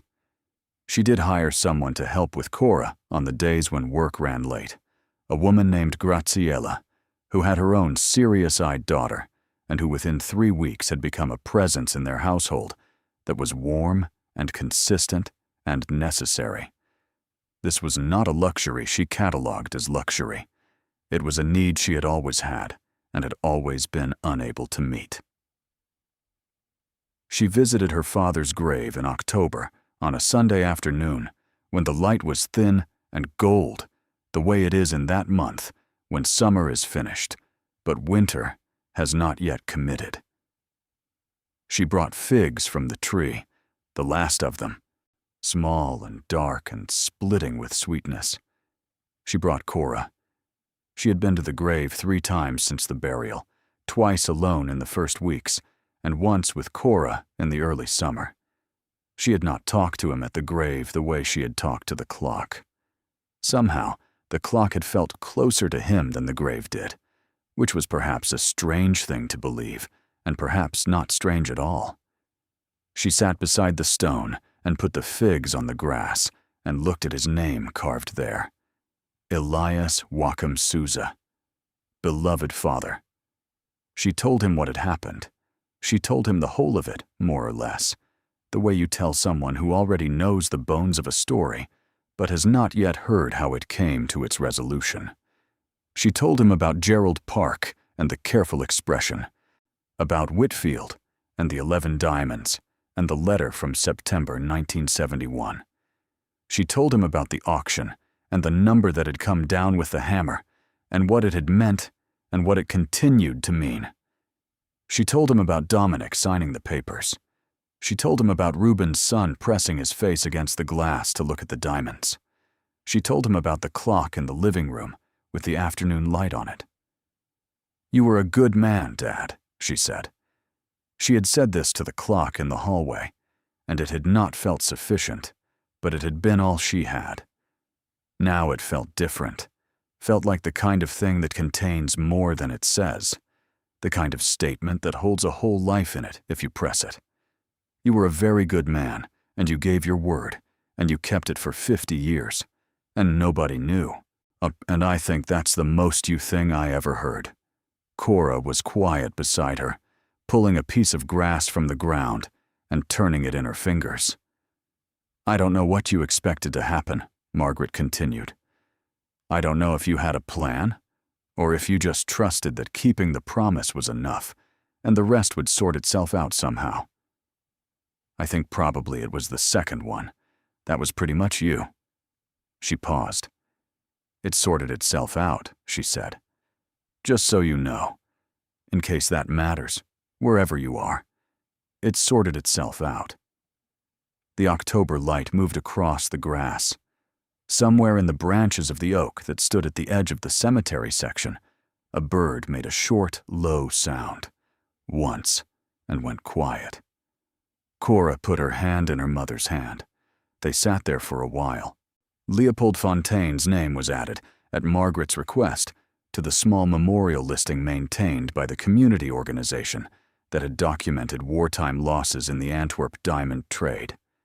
It was a quiet addition, a name among names on a digital archive that most people would never see. But names are not nothing. Leopold had been a man who understood this, who had given his name to Elias Souza in September 1971 on a piece of paper that had survived 50 years inside a clock, and who had trusted that the name and the weight of it would be enough. It had been enough. The ring that had come to $81 million at auction went to an institution, as it turned out, a private museum in Geneva that specialized in pre-war European decorative arts and that planned to display it as part of a permanent exhibition on the history of the Antwerp diamond trade. Margaret did not know this until several months after the auction, when Whitfield mentioned it in passing. She had not known who the buyer was. She had not needed to. When she learned it, she sat with it for a day. She thought about the ring in a case in Geneva, lit the way the preview room had lit it, given its proper space and its proper history, documented beside it for anyone who came to look. She thought about school children walking through that museum on field trips. She thought about a child pressing her face against the glass, the way Marcus had pressed his face against the glass, and seeing in the catalog card beside the ring the name Fontaine and the name Souza and the word Antwerp and the word custody, and trying to piece together the shape of a story they might not fully understand, but would carry with them. She thought that was not a bad outcome for a ring that had sat for 50 years in a clock. She thought Leopold would have accepted it. The clock leaned very slightly in the living room corner for the rest of that year and into the next, and beyond. Margaret had decided, after the metalworker fixed the foot and it stood level, that she preferred the lean. She had asked him to leave it as it was, the subtle leftward tilt that had been its posture for as long as she could remember. It seemed right for it to be slightly imperfect. It had earned its lean, since it had been carrying something for a very long time. Cora grew. She grew the way children grow when the pressure on a plant is relieved, when the thing that was constraining the roots is removed, and there is suddenly room. She tested into a program at school that focused on history and the arts, and Margaret did not think it was entirely a coincidence that her daughter had developed, in the year of the clock, a deep and serious interest in how objects carry memory. She had done a project in the spring about the history of European goldsmiths, and Margaret had helped her research it, and they had spent a weekend reading together at the kitchen table, which was one of the best weekends she could remember. At Christmas, Cora gave her mother a framed photograph as a gift, not a photograph she had taken herself, but one she had ordered from a scanning service, a reproduction of the photograph from the letter Leopold Fontaine's family in front of their firm in Antwerp in 1928, which Dr. Chen had located in the historical archive and which Margaret had obtained a copy of during the Provenience research. In Cora's reproduction, the image was slightly enlarged and very clear. You could see the faces. Leopold was young in the photograph.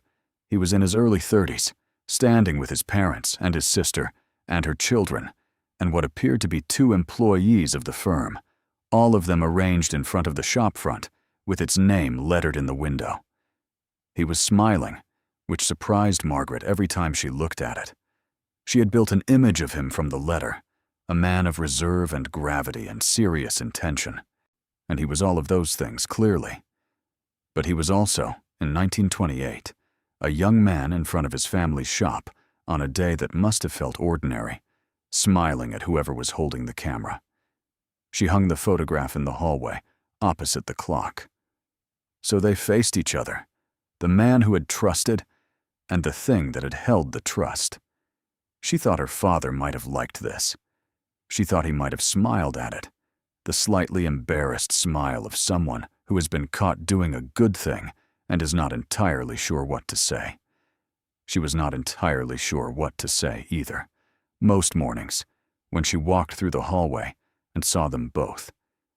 She was a woman who had learned, in the past year, that some things are bigger than the words available for them, that some stories, even when they are finished, continue, that the things other people dismiss as worthless have sometimes been carrying something important for a very long time, waiting for the person who will look past the tarnish and the lean and the broken foot, and understand that value is not always visible at first glance, that it sometimes requires patience and attention and the willingness to bring something home from the curb when everyone else has already walked away.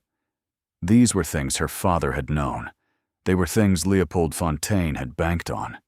They were things that Cora was learning in a green dress in a room full of light, pressing her face against the glass to look at the diamonds, asking how much, asking what happens to it, accepting the answer with the seriousness of someone who is already building the understanding she will need for whatever comes next. They were, perhaps, the most valuable things in the clock, and Margaret had kept them too. There are things that people who have never been poor do not understand about being poor, and the most important of them is this. It is not a condition. It is a practice. It is something you do every day with the same deliberateness that other people apply to their careers or their hobbies or their spiritual lives. You practice it in the morning when you decide whether the electricity bill or the pharmacy gets paid this week. Not both. Never both at the same time. The calendar of scarcity requiring a kind of rotation that becomes so habitual, you stop noticing you are doing it, the way you stop noticing you are breathing. You practice it in the grocery store, moving through the aisles with a calculator in your head that is always running, always subtracting. The number at the top of the calculation never large enough to reach the bottom of the list without requiring deletion. You practice it at night, in the specific insomnia that is not the insomnia of restlessness or sadness, but the insomnia of arithmetic, lying in the dark, doing the same addition and subtraction you did this morning and will do tomorrow morning, because the numbers are real and they do not resolve themselves while you sleep. Margaret Souza had been practicing for 14 years. It had started when Cora was born, and Cora's father had looked at the small red face in the hospital bassinet and made a decision that he communicated not through words, but through a series of diminishing actions, fewer phone calls, fewer visits, fewer promises, or until the promises stopped entirely and the man himself followed them into absence. She had not chased him. She had learned early in life that chasing people who wanted to leave was a way of spending energy you needed for the people who stayed. And Cora had stayed, loud and hungry and entirely dependent, and Margaret had turned her attention to the practice. She had been 23 years old and living in a studio apartment and working as a receptionist at a dental office when Cora was born. She had taken 6 weeks of unpaid leave, which meant 6 weeks of savings, draining at a rate that kept her awake every night with Cora at the breast, feeding in the dark and watching the numbers. When she went back to work, she had found a daycare 2 buses away that charged $300 a month, less than the one near the office, and had spent the next 2 years riding those 2 buses in the Massachusetts winter with a small child bundled against her chest and the particular fatigue of someone who has been awake since 4 in the morning and will not stop moving until 9 at night. She had moved 4 times in the years before. She settled in the 3rd-floor apartment with the broken elevator. Each move had been motivated by an increase in rent that exceeded what the arithmetic allowed. Each new apartment discovered through the careful work of someone who understood that the difference between affordable and not quite affordable was the difference between keeping the lights on and making a choice about which necessity to defer. She had developed, over those moves, a precise knowledge of which neighborhoods in the city were on the edge of change and which were past it, which landlords fixed things, and which sent text messages for months without following through, which bus lines ran on time and which ran on aspiration. She had also developed, without intending to, a body of expertise in the specific texture of Cora's needs. Cora's asthma had announced itself when Cora was 2, a terrifying night of labored breathing and a trip to the emergency room that cost, after insurance's grudging contribution, $840 she did not have, which she put on a credit card she had opened for exactly this kind of emergency, which became the credit card she carried a balance on for the next 7 years and would carry a balance on for 2 more. She had learned the triggers: dust mites, certain molds, cold air, exercise in cold air, second-hand smoke from the neighbor below them, who smoked on his porch and whose smoke rose, inevitably, to their windows. She had learned the medications and the costs of the medications and the specific bureaucratic procedures for requesting prior authorization from the insurance company and the specific language that made those requests more likely to succeed and the specific appeals process when they failed. She had become, essentially, a specialist in Cora, the way you become a specialist in whatever you cannot afford not to understand. She had also become a specialist in the smaller economies of daily life, the kind that do not appear in financial advice columns because they require a fluency in constraint that comfortable people cannot quite imagine. She bought meat on markdown, the packages with the yellow sticker that meant today or never, and she portioned it and froze it in bags she washed and reused. She bought clothing at the church sale and the consignment shop, and occasionally from a neighbor who sold things out of her apartment on Saturday mornings, and she had developed an eye for quality that was actually an eye for durability, for the seams that held and the fabric that did not pill in the wash, because cheap clothing that fell apart was not actually cheaper than better clothing that lasted. She cut Cora's hair herself until Cora was 7, and then took her to the beauty school 2 neighborhoods over, where student stylists charged $12, which was more than cutting it herself, but less than what the nearest salon charged and produced better results. Cora's hair being the kind of hair that rewarded professional attention. She had a system for the pharmacy. She knew which of Cora's medications had generic equivalents and which did not, and she had memorized the prices at 3 different pharmacies for each, having spent an afternoon years ago on the phone comparing, a Saturday afternoon that Cora spent at her grandmother's house, while Margaret sat at the kitchen table with a notepad and worked through the numbers. She knew when the insurance year reset and how to time certain prescriptions to avoid the gap. She knew how to request a vacation override when they were going to run out before the authorized refill date. She knew the name of the insurance company's pharmacy liaison, and she knew that if you asked for the pharmacy liaison specifically and explained the situation in medical terms rather than financial terms, you were more likely to get an exception approved. This was not knowledge she had sought. It was knowledge that the situation had required and that she had acquired, because not acquiring it had costs she could not afford. The job at the school had come in Cora's second year, when the dental office where she had been working closed and the dentist retired to Florida with the cheerful indifference of a man who had not considered that closing the office meant 14 people lost their income with 3 weeks' notice. Margaret had spent 6 weeks looking, which was 6 weeks of unemployment benefits and the very specific anxiety of someone who knows that the arithmetic does not hold for very long without income at the top. She had applied for 42 positions in those 6 weeks. She had a spreadsheet. She had follow-up emails drafted and calendared. She had reference letters from the dentist, written with genuine warmth and absolutely no awareness that warmth was not the bottleneck. The school position had not been her first choice or her second. It paid less than the dental office had paid, and the benefits were structured differently in ways that required several phone calls to the insurance company to understand.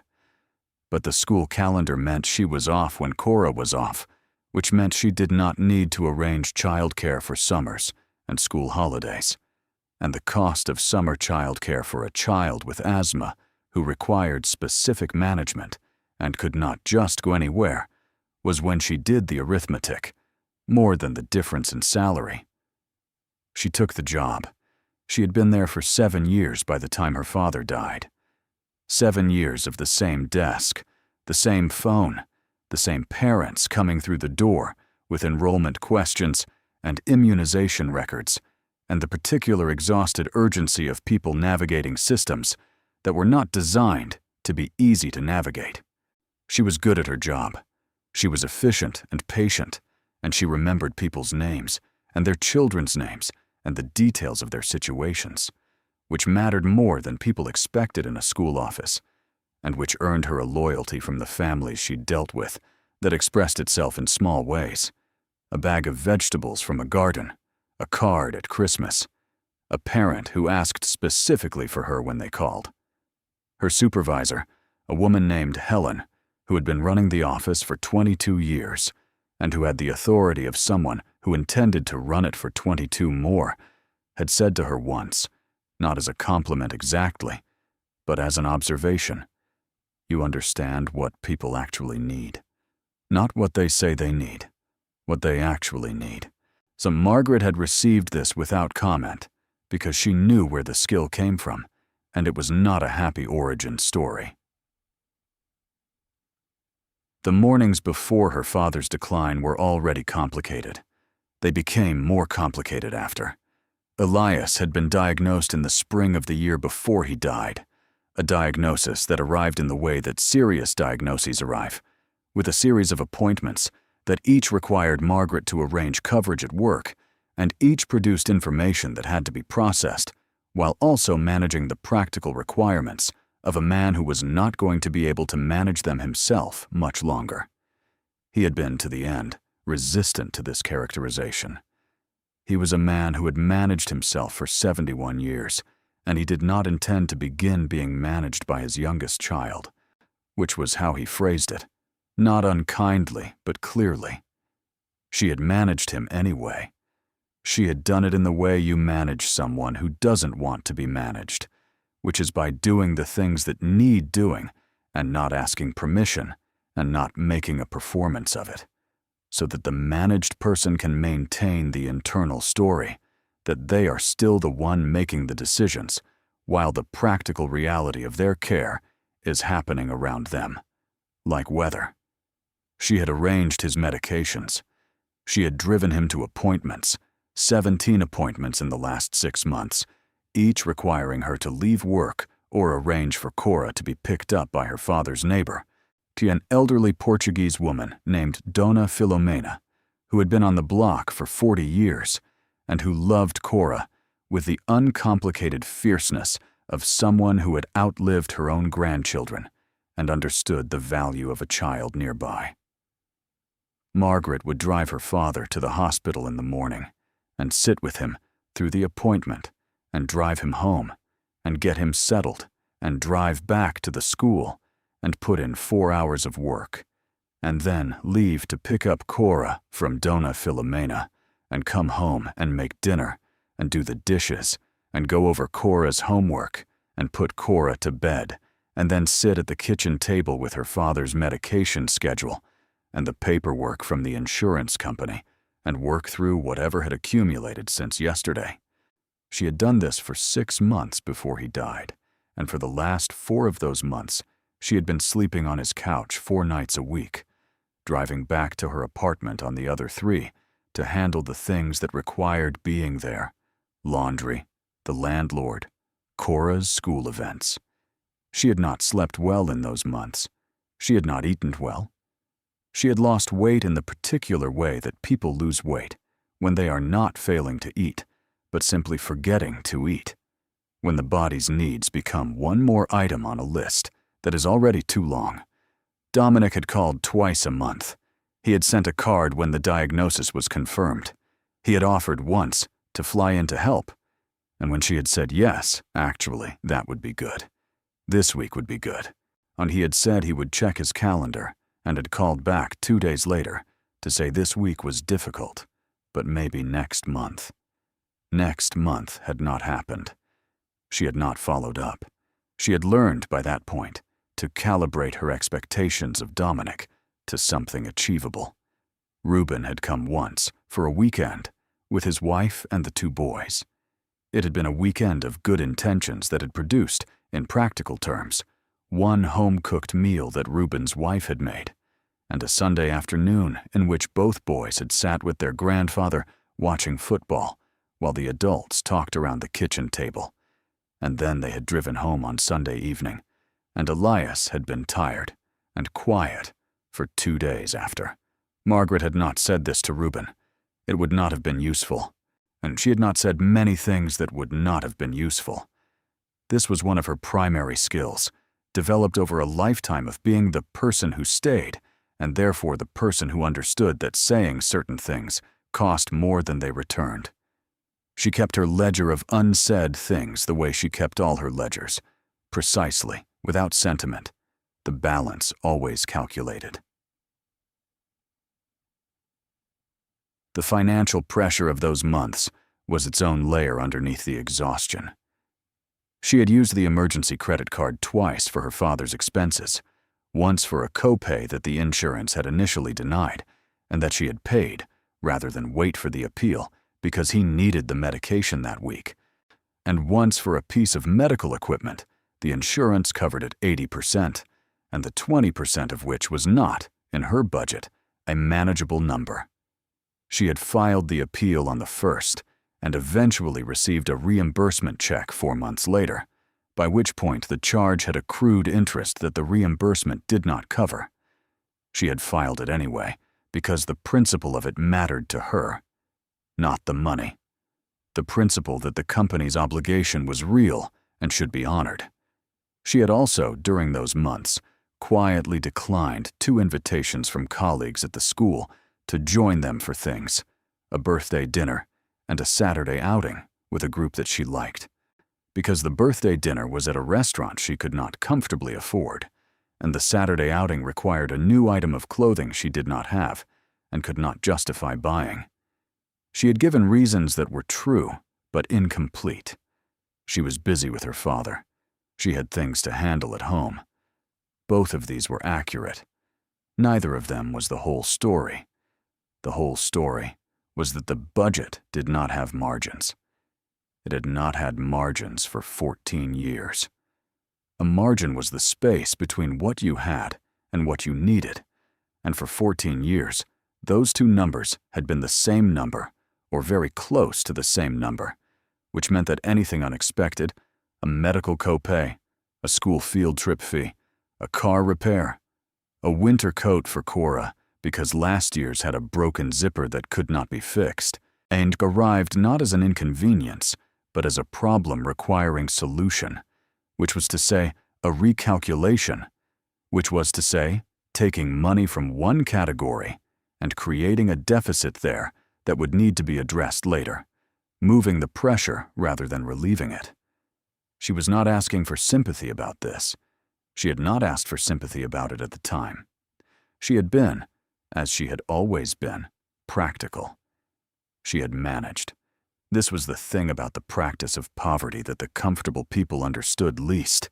The part where you managed, where you found the way through every time, because not finding the way through was not an option you were prepared to accept, where the management itself became such a deeply ingrained feature of your daily experience that you forgot sometimes that other people did not live this way, and that the arithmetic was not a universal condition, but a specific one, and that it was possible, theoretically, for the numbers to change. She had forgotten this so thoroughly that when the numbers changed, she did not entirely believe it.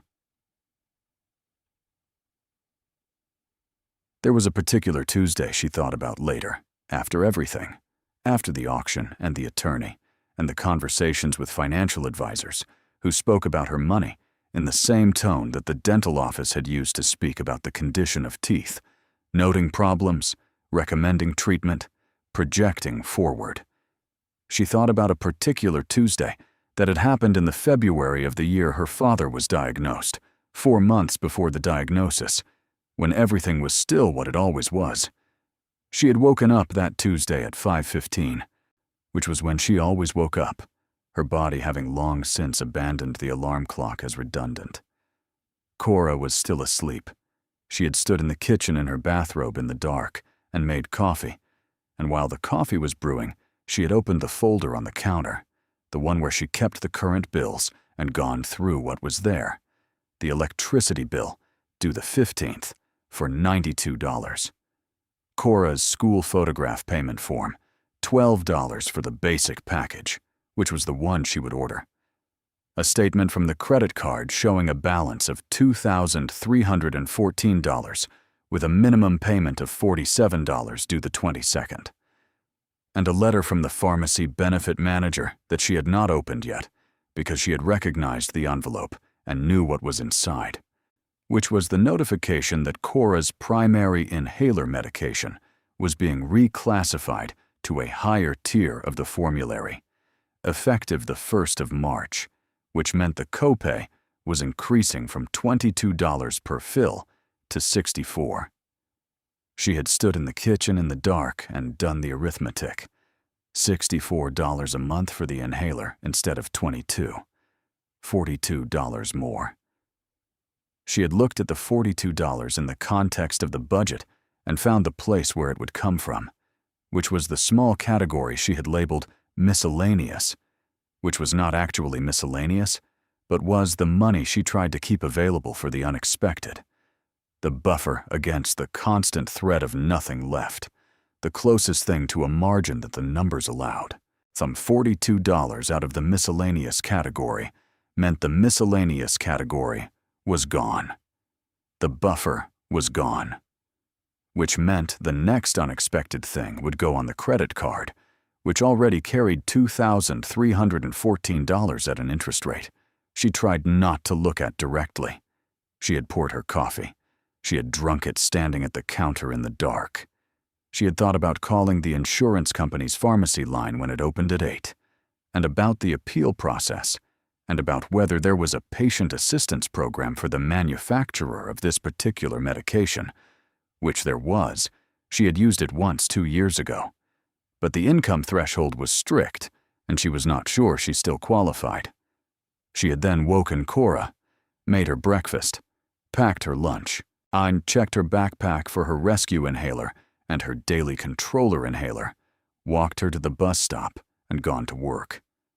This was a Tuesday, not a remarkable one.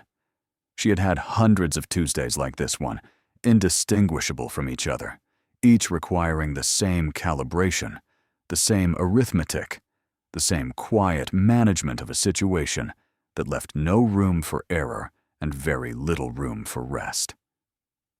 She thought about this Tuesday often, after the auction. She thought about it the way you think about a road you have traveled for years that turns out, once you are off it, to have been much harder than roads are supposed to be. Not with bitterness, or not only with bitterness, with something more complicated, so closer to the feeling you have when you have been carrying something heavy for a long time, and you set it down, and you stand there with your empty hands, not entirely sure what to do with them. There was the matter of Cora's shoes. This was a small thing, and it was a large thing, and it was the kind of thing that existed in the space between those two categories that is occupied almost exclusively by parents who do not have enough money.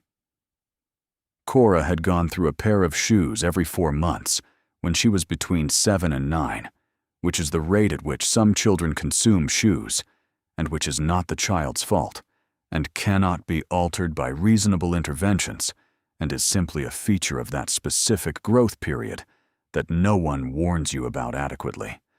Each pair cost between $30 and $50 depending on where Margaret found them, which meant the shoe budget was somewhere between $90 and $150 a year, which does not sound like very much until it is inside the budget that had $42 extra removed from it in February.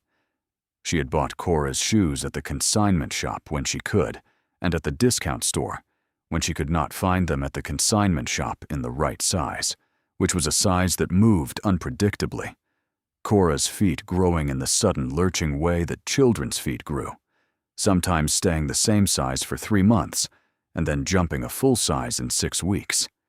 She had learned to buy half a size larger than Cora currently needed, stuffing the toe with a thin pad until the foot caught up, which it always did, which extended the useful life of each pair by approximately 6 weeks. This was the kind of knowledge she had. This was where it lived, in the gap between the shoe size and the shoe budget, in the half-size differential that bought 6 more weeks.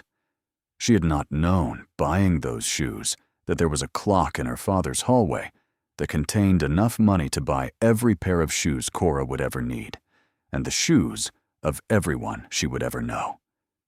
She had not known this, and it had not mattered, and she had bought the shoes that fit closely enough, and she had put the pad in the toe, and she had gotten 6 more weeks, and then bought the next pair.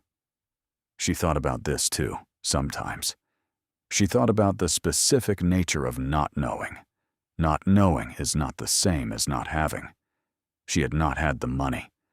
The not knowing was separate. The money was in the clock, regardless of whether she knew it. The clock was there, in her father's study, whether she walked past it or not. Value does not require acknowledgement to exist.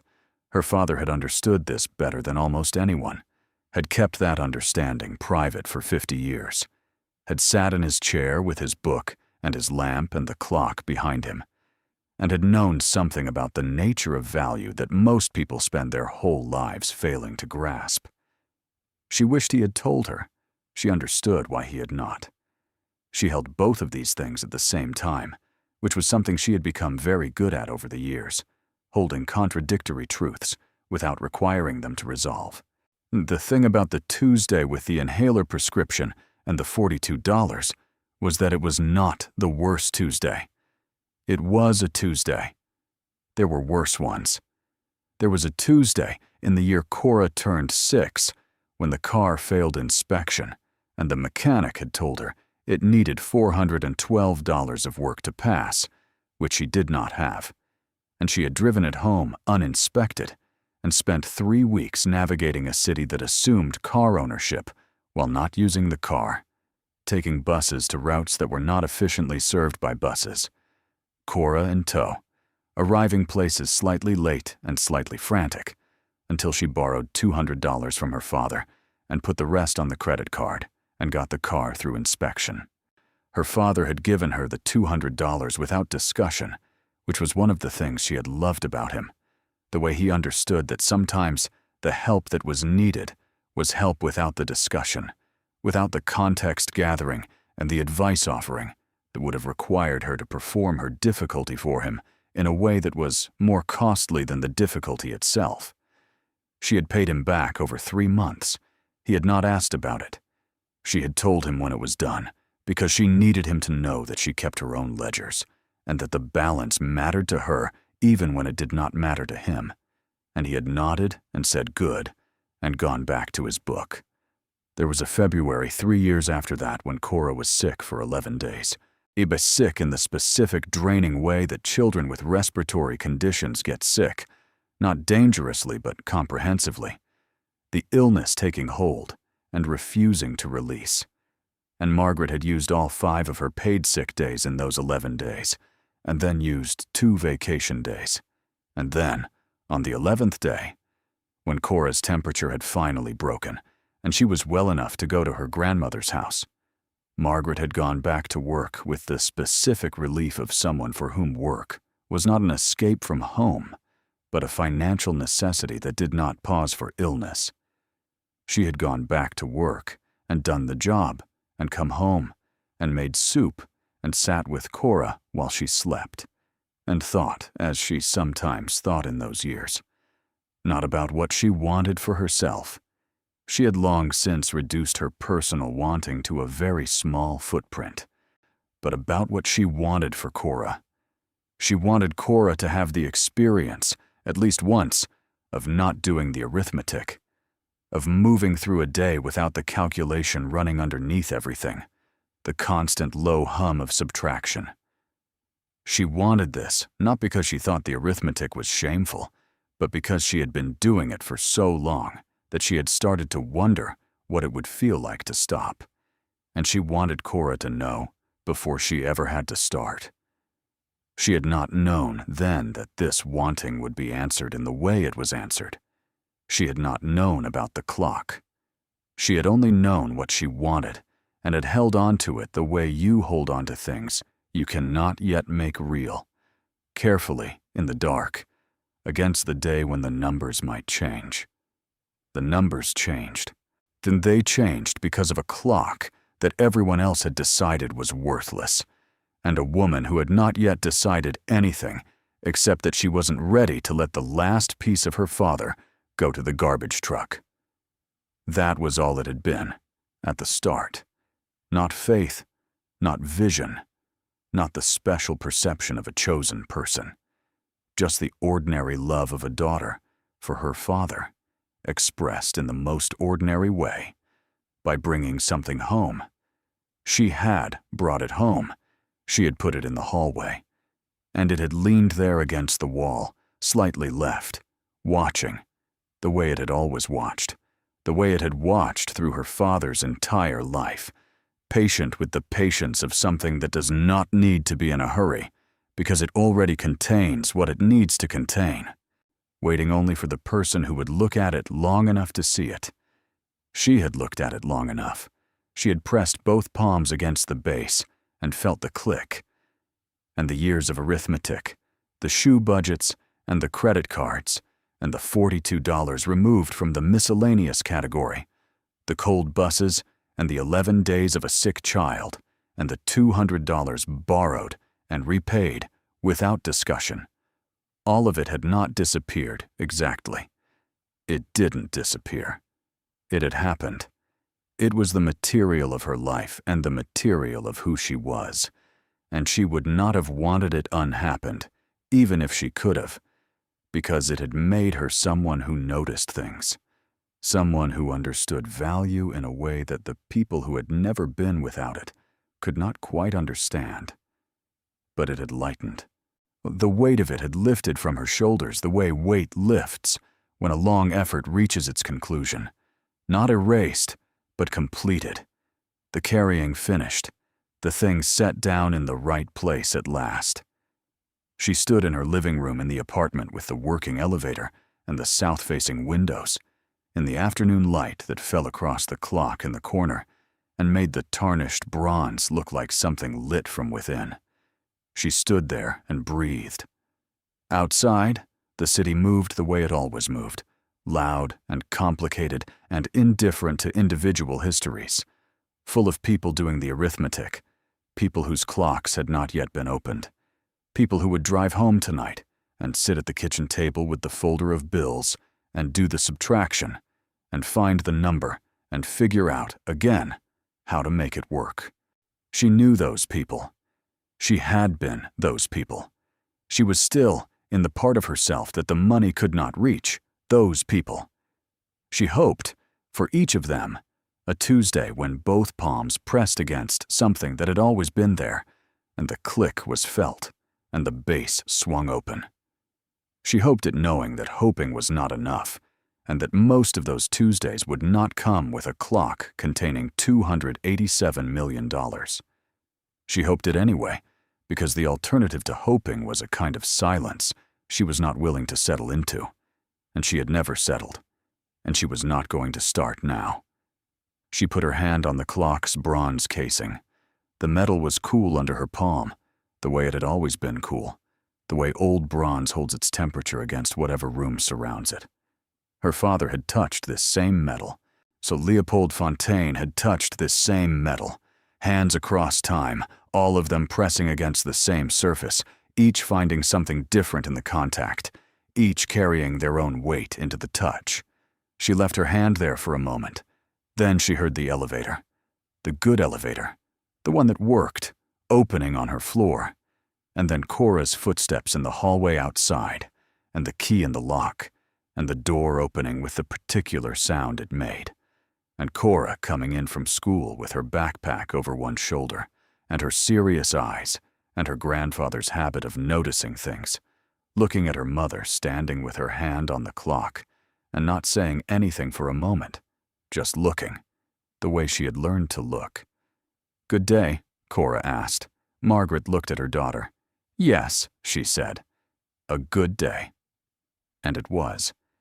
It was an ordinary afternoon in an apartment that had a working elevator and windows that let in the light. And dinner needed to be made, and homework needed to be done. And the inhaler was where it always was in Cora's backpack, and the arithmetic was still there. But it was a different arithmetic now, one with margins wide enough to breathe in. It was a good day. She went to make dinner. Thank you so much for watching until the end. If you loved this story, check out the other videos on your screen now. I think you'll really enjoy them. And don't forget to subscribe if you haven't already. See you in the next story.